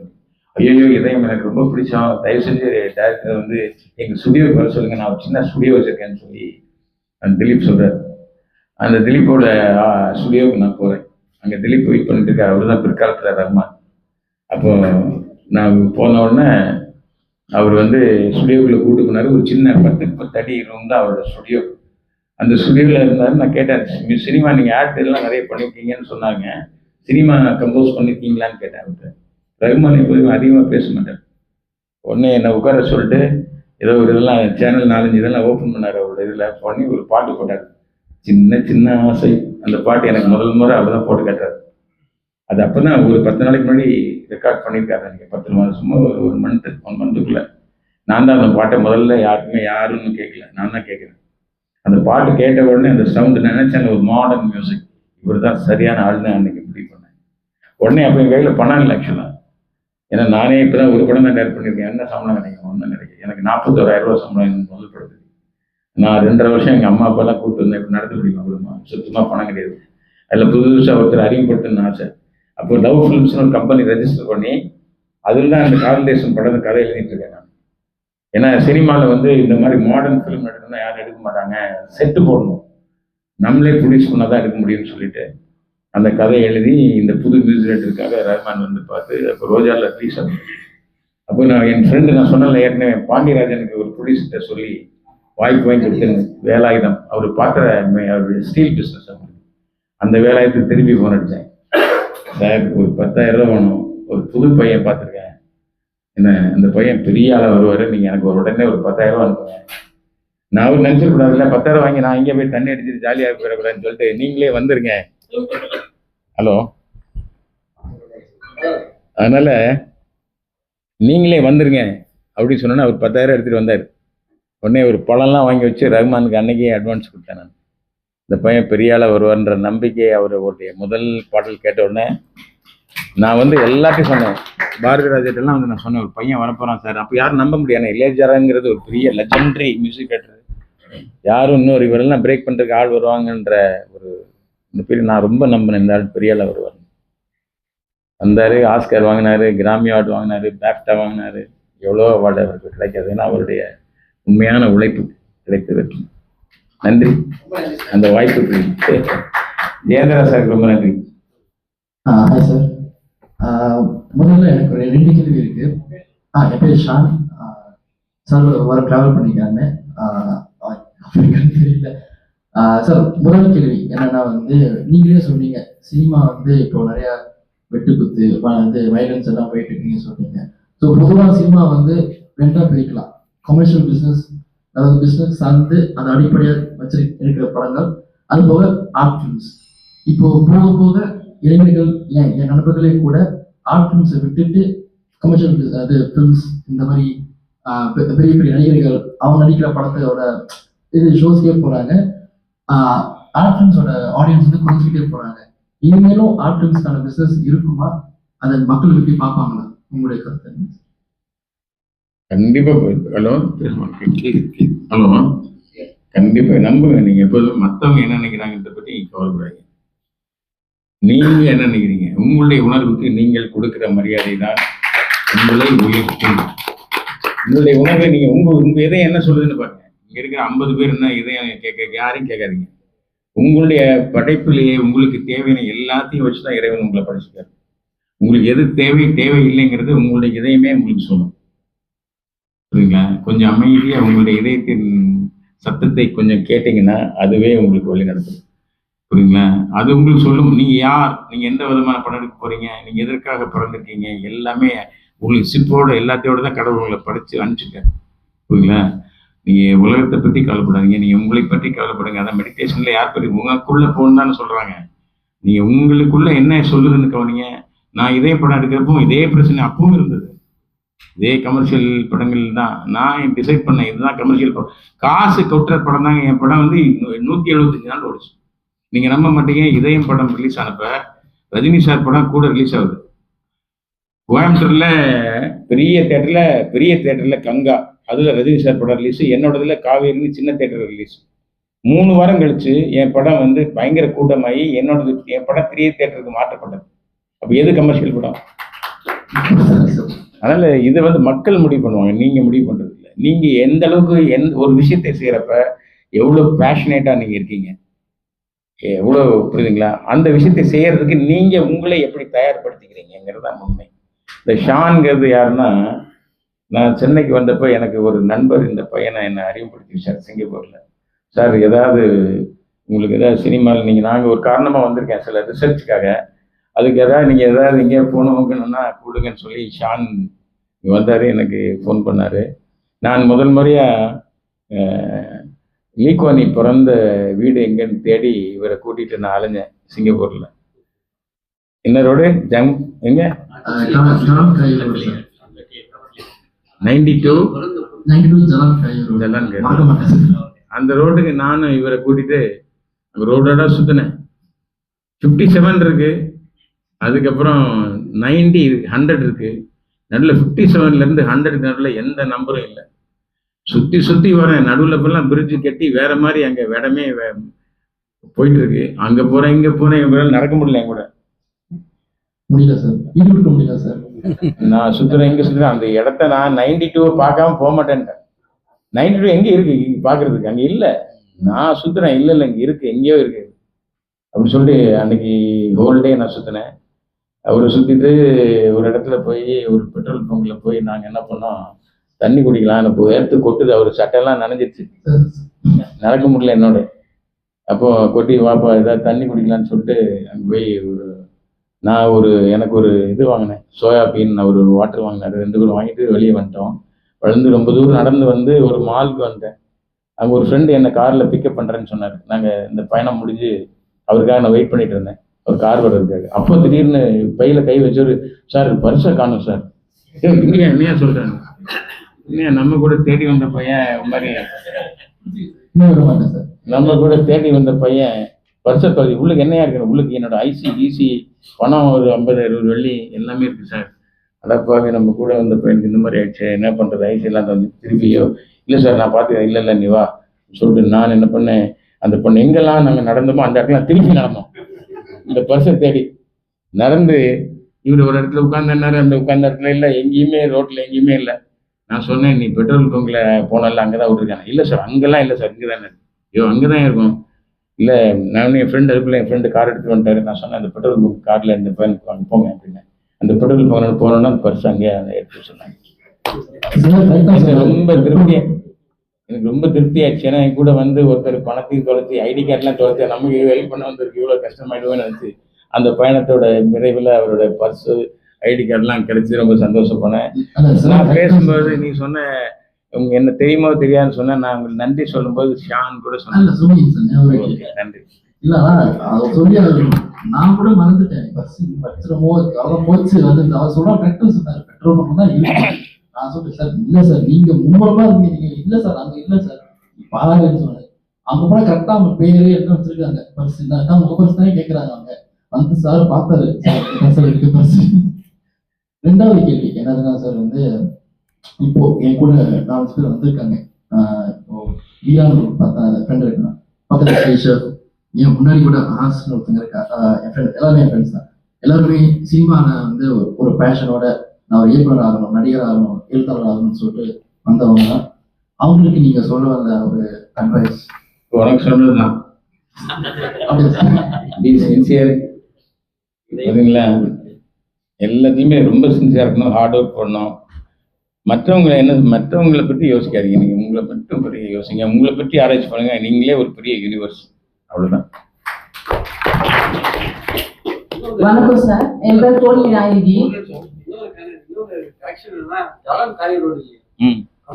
கம்பங் ஜாவரோட தப்ப சொல்லிட்டேன், கம்பங் ஜாவரோட தான், கம்பங் ஜாவர் இல்ல நான் அவர் சொல்றத பத்தி நான் கேட்க மாட்டேன். இப்ப நான் சொன்னேன், நீங்க என்ன பண்ணுங்க, கம்பங் ஜாவரோட வீடியோ கம்பங் ஜாவரோட 92 கம்பங் ஜாவரோட. Okay, thank you.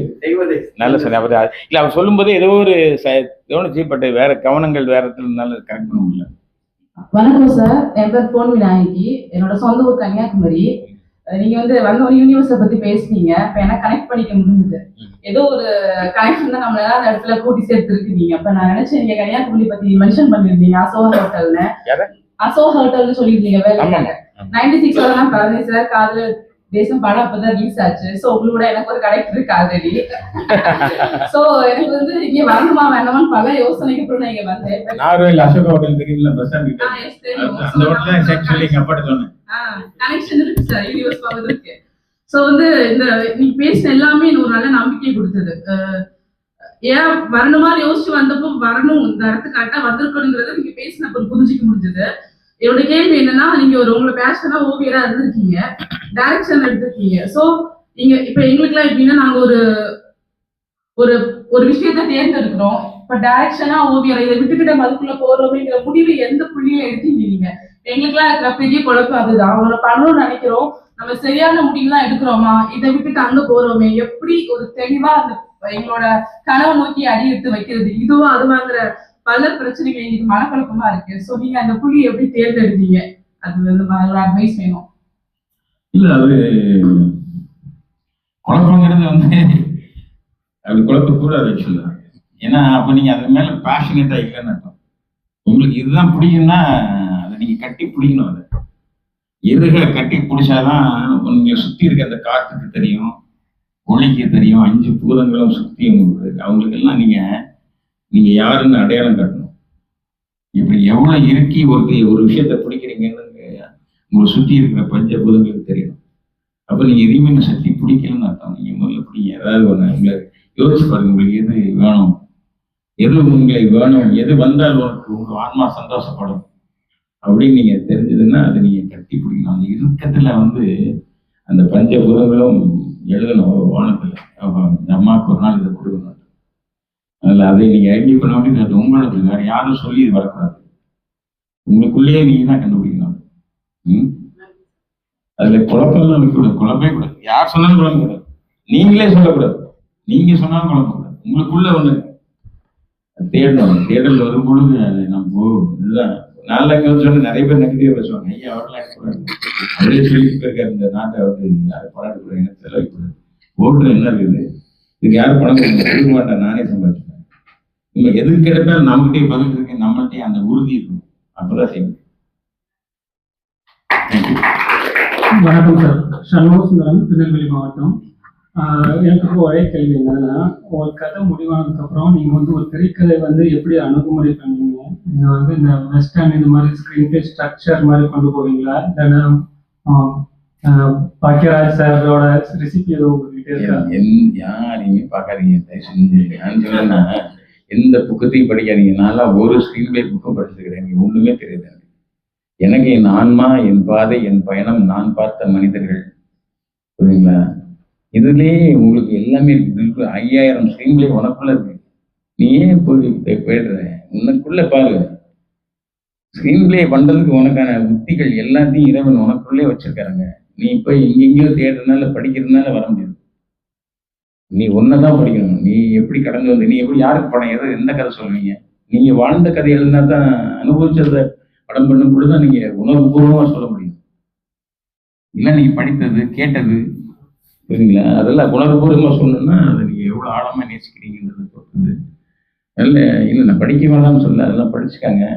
பட் உங்களையும் நீங்கள் முக்கியமாக படிக்கணுங்கிறது தான் நான் ரொம்ப முக்கியமாக சொல்கிறேன்.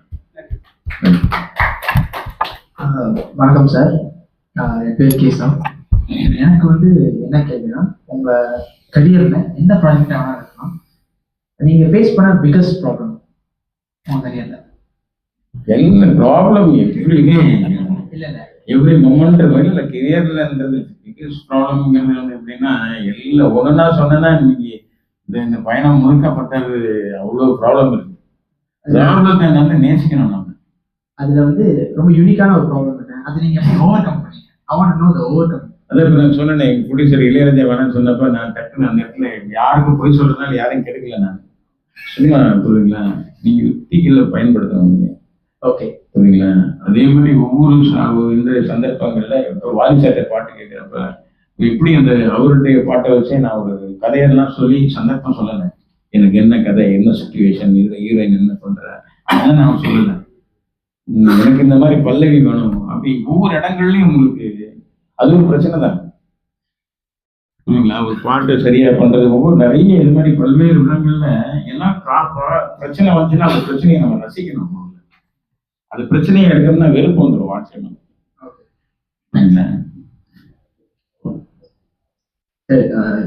சார், என் பேர் வந்து வீரா. நிறைய கேள்விகள் இருக்கு, நான் அவர்கிட்ட கேட்டுட்டே இருந்தேன். பட் ஒரே ஒரு கேள்வி என்னன்னா, கதிர் சார், அதுக்கப்புறம் சூரியன், சமையல், அப்புறம் ஏடிஸ், அதாவது உங்களோட சூரியன். அதாவது நீங்க வெற்றிமாறன் சார் வந்து ஒரு புக்ல சொல்லிருப்பாரு, அதாவது நீங்க வந்து கரெக்டா கணிப்பீங்க அந்த சூரியன் எப்ப வரும் எப்ப மறையும். ஸோ உங்களுக்கும் அந்த நேச்சர் இருக்கும். அப்புறம் அந்த குக்கிங்கை பத்தியும் சொல்லியிருக்காரு, நீங்க நல்லா சமைப்பீங்க. நான் சமைச்சதே இல்லை, அதெல்லாம் பொய். என் ஒய்ஃபே திட்டுவாரு, ஒரு நாள் நான் சமைச்சதே கிடையாது. ஆனா என்கிட்ட வந்து 6 முகம்னு ஒரு பையன் சமைப்பான் எங்க ஆஃபீஸ்ல. அவன் தான் சமைச்சு எல்லாருக்கும் சாப்பாடு போடுவான். நான் சமைச்சதே கிடையாது, எனக்கு சமைக்க தெரியாது. நீங்க சொன்ன சூரியன் இருக்குல்ல, அது எனக்கு பயங்கரமானது. ஏன்னா அது என்னோட என் வாழ்க்கையில எனக்கு ரொம்ப முக்கியமானது. நான் எல்லாத்தையும் சொல்லுவேன், காலைல தூங்காதீங்க, சூரியன் ஒளிக்கு முன்னாடி எந்திரிங்க. சூரியன் எப்படி இந்த பாருங்க, நான் சினிமாவுக்கு லைட் போடும்போது எவ்வளவு லைட், இந்த ரூமுக்கு எவ்வளவு லைட் போட்டிருக்காங்க, எத்தனை லைட், அந்த மொத்த உலகத்துக்கும் ஒரே ஒரு லைட் தான். எப்படி உலகமே எப்படி கரெக்டா இருக்கு. நான் என் கேமராமேன்ல அதான் சொல்லுவேன், ஐயோ கண்ணா பண்ணா நிறைய லைட் வைக்காதே, ஒரு லைட் வையா, எல்லாத்தையும் கட் பண்ணு. உலகமே லைட்டா தெரியும், அழகா தெரியா. ஒரு ஒளி இப்படி சிங்கப்பூர், மொத்த சிங்கப்பூருக்கு டேல எங்கேயா லைட் இருக்குது, இவ்வளவு அழகா தெரியுது, அழகா இருக்கு. ஒவ்வொரு சின்ன சின்னதா பாருங்க, ஒரே ஒரு சூரியன் ஒளியில இந்த உலகமே அப்படி பிரகாசமா இருக்கிற மாதிரி இவ்வளவு லைட் ஏன் போடுறீங்க ஷூட்டிங்லன்னு பல லைட்டை கட் பண்ணுவேன். அதனால என் படம் அழகா. கண்டிப்பா பயமா இருக்கு. அப்துல் கலாம் நண்பர் கேள்விக்கிட்ட என்ன. அனைவருக்கும் வணக்கம். அவரோட நான் 20 ஆண்டுகளா பயணம் பண்ணிட்டு இருக்கிறேன். பெரும்பாலும் டெல்லிக்கு போயிட்டு அங்கிருந்து நான் வரும்போது சென்னையில் அவரோட சந்திப்பேன். அப்போ வந்து அருண் வந்து நான் ரொம்ப மிகப்பெரிய ஒரு மிஸ். அருண் எனக்கு கொடுத்த ஒரு வாய்ப்பு நான் பயங்கரமா மிஸ் பண்ண வாய்ப்பு ஒன்று. அது என்னன்னா, அருண் அடிக்கடி ஃபோன் பண்ணுவாரு, கதிர் நீங்க ஜனவரி 2ஆம் தேதி ஃப்ரீயா இருக்கீங்களா? என்ன சார் ஃப்ரீ தான். இல்லை நீங்க டெல்லிக்கு வந்தீங்கன்னா அப்துல் கலாம் சாரை பார்க்கலாம் அப்படின்னு சொல்லுவார். சரி சார் நான் ட்ரை பண்றேன். கடைசியில் போக மாட்டேன். அப்புறம் திடீர்னு ஒரு 6 மாதம் 8 மாதம் கழிச்சு, கதிர் நீங்க இந்த டிசம்பர் 10ஆம் தேதி ஃப்ரீயா இருக்கீங்களா? ஃப்ரீ தான் சார், வந்தீங்கன்னா வாங்க, நான் அங்கே இருக்கிறேன், கலாம் சார் சந்திக்கலாம். இப்படி பல முறை கேட்டு ஒரு முறை கூட நான் போனதில்லை. திடீர்னு ஒரு நாள் இல்லை இது எவ்வளோ பெரிய லெஜெண்டு அப்படிங்கிற ஒரு பயங்கர சந்திக்கணும் அப்படிங்கிற வெறி என் மனசுக்குள்ள இல்லாதனால அந்த பயணத்தை நான் வந்து முதல்ல அதுக்கெல்லாம் வேற எந்த காரணமும் இல்லை. இவருக்கு தெரிஞ்ச அளவுக்கு கலாம் எனக்கு தெரியல. அப்போ இல்லை, நான் இப்போ 2 பேரும் சந்திப்பேன். அங்கே போனால் சொல்லுவேன், யாரை பார்த்தீங்கன்னு சொன்னா கனவு வந்துகிட்டே இருப்பாரு, அவரை பார்த்துட்டு வரேன் சென்னையில் இருப்பேன். அங்கிருந்து வரும்போது எங்க போயிட்டு வந்தீங்கன்னு கேட்பாரு. ஒரு கனவு நாயகனை பார்த்துட்டு வந்தேன். கடைசியில் என்ன சின்ன கிளைமேக்ஸ் கேளுங்க, வாழ்க்கை ஒரு கனவுலேயே அப்படியே ஒரு 20 கிளைமேக்ஸ் கேளுங்க. அருண் கலாம் சொல்லும்போது கலாம் எவ்வளவு பெரிய ஒரு ஒளின்னு எனக்கு தெரியல. அப்புறம் கலாம் சாரை பற்றி தெரிஞ்ச உடனே அவரை பார்க்கலான்னு நினைக்கிறேன். அதுக்குள்ள பார்த்தா நியூஸ் வருது, கலாம் சார் இறந்துட்டார்.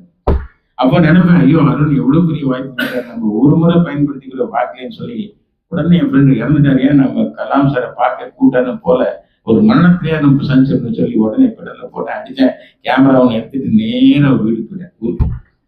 ஊருக்கு போய் அவர் படுத்திருந்த வீட்டில் அந்த மாதிரி தான் பார்க்க எனக்கு வாய்ப்பு எடுத்து சாரிக்காரரும் அந்த வாய்ப்பை நிறைய நான் எவ்வளோ அற்புதமான வாய்ப்பை நீ கொடுத்தீங்க. அந்த வாய்ப்பு இல்லை அவரு இப்போ ஆர்பிட்ல இருந்து கேட்டுட்டு இருப்பாரு.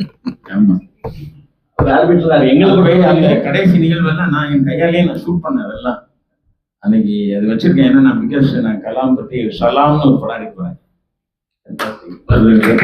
என்னோட பயப்படத்துல முக்கியமான படம் அந்த படம். அவருடைய அக்னி சிறப்புகள் வந்து நான் பாதிக்கப்பட்ட மிகச்சிறந்த ஒரு நூல். அந்த மாதிரி அவரை பற்றி நினைக்கும் போதெல்லாம் நான் எனக்கு அருணை நினைப்பேன். அவரை சந்திக்க முடியாம போயிடுச்சு, எத்தனை முறை அருண் கூட்டம் போக மிஸ் பண்றேன்னு நினைச்சேன். இப்ப நான் அவங்ககிட்ட ஒரு ஒப்பீனியன் மட்டும் கேட்டுக்கிறேன்.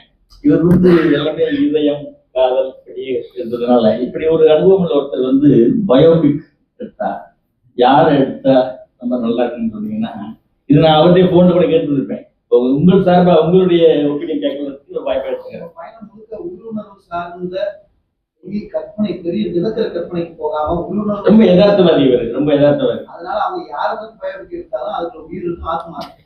எக்ஸலன்ட்.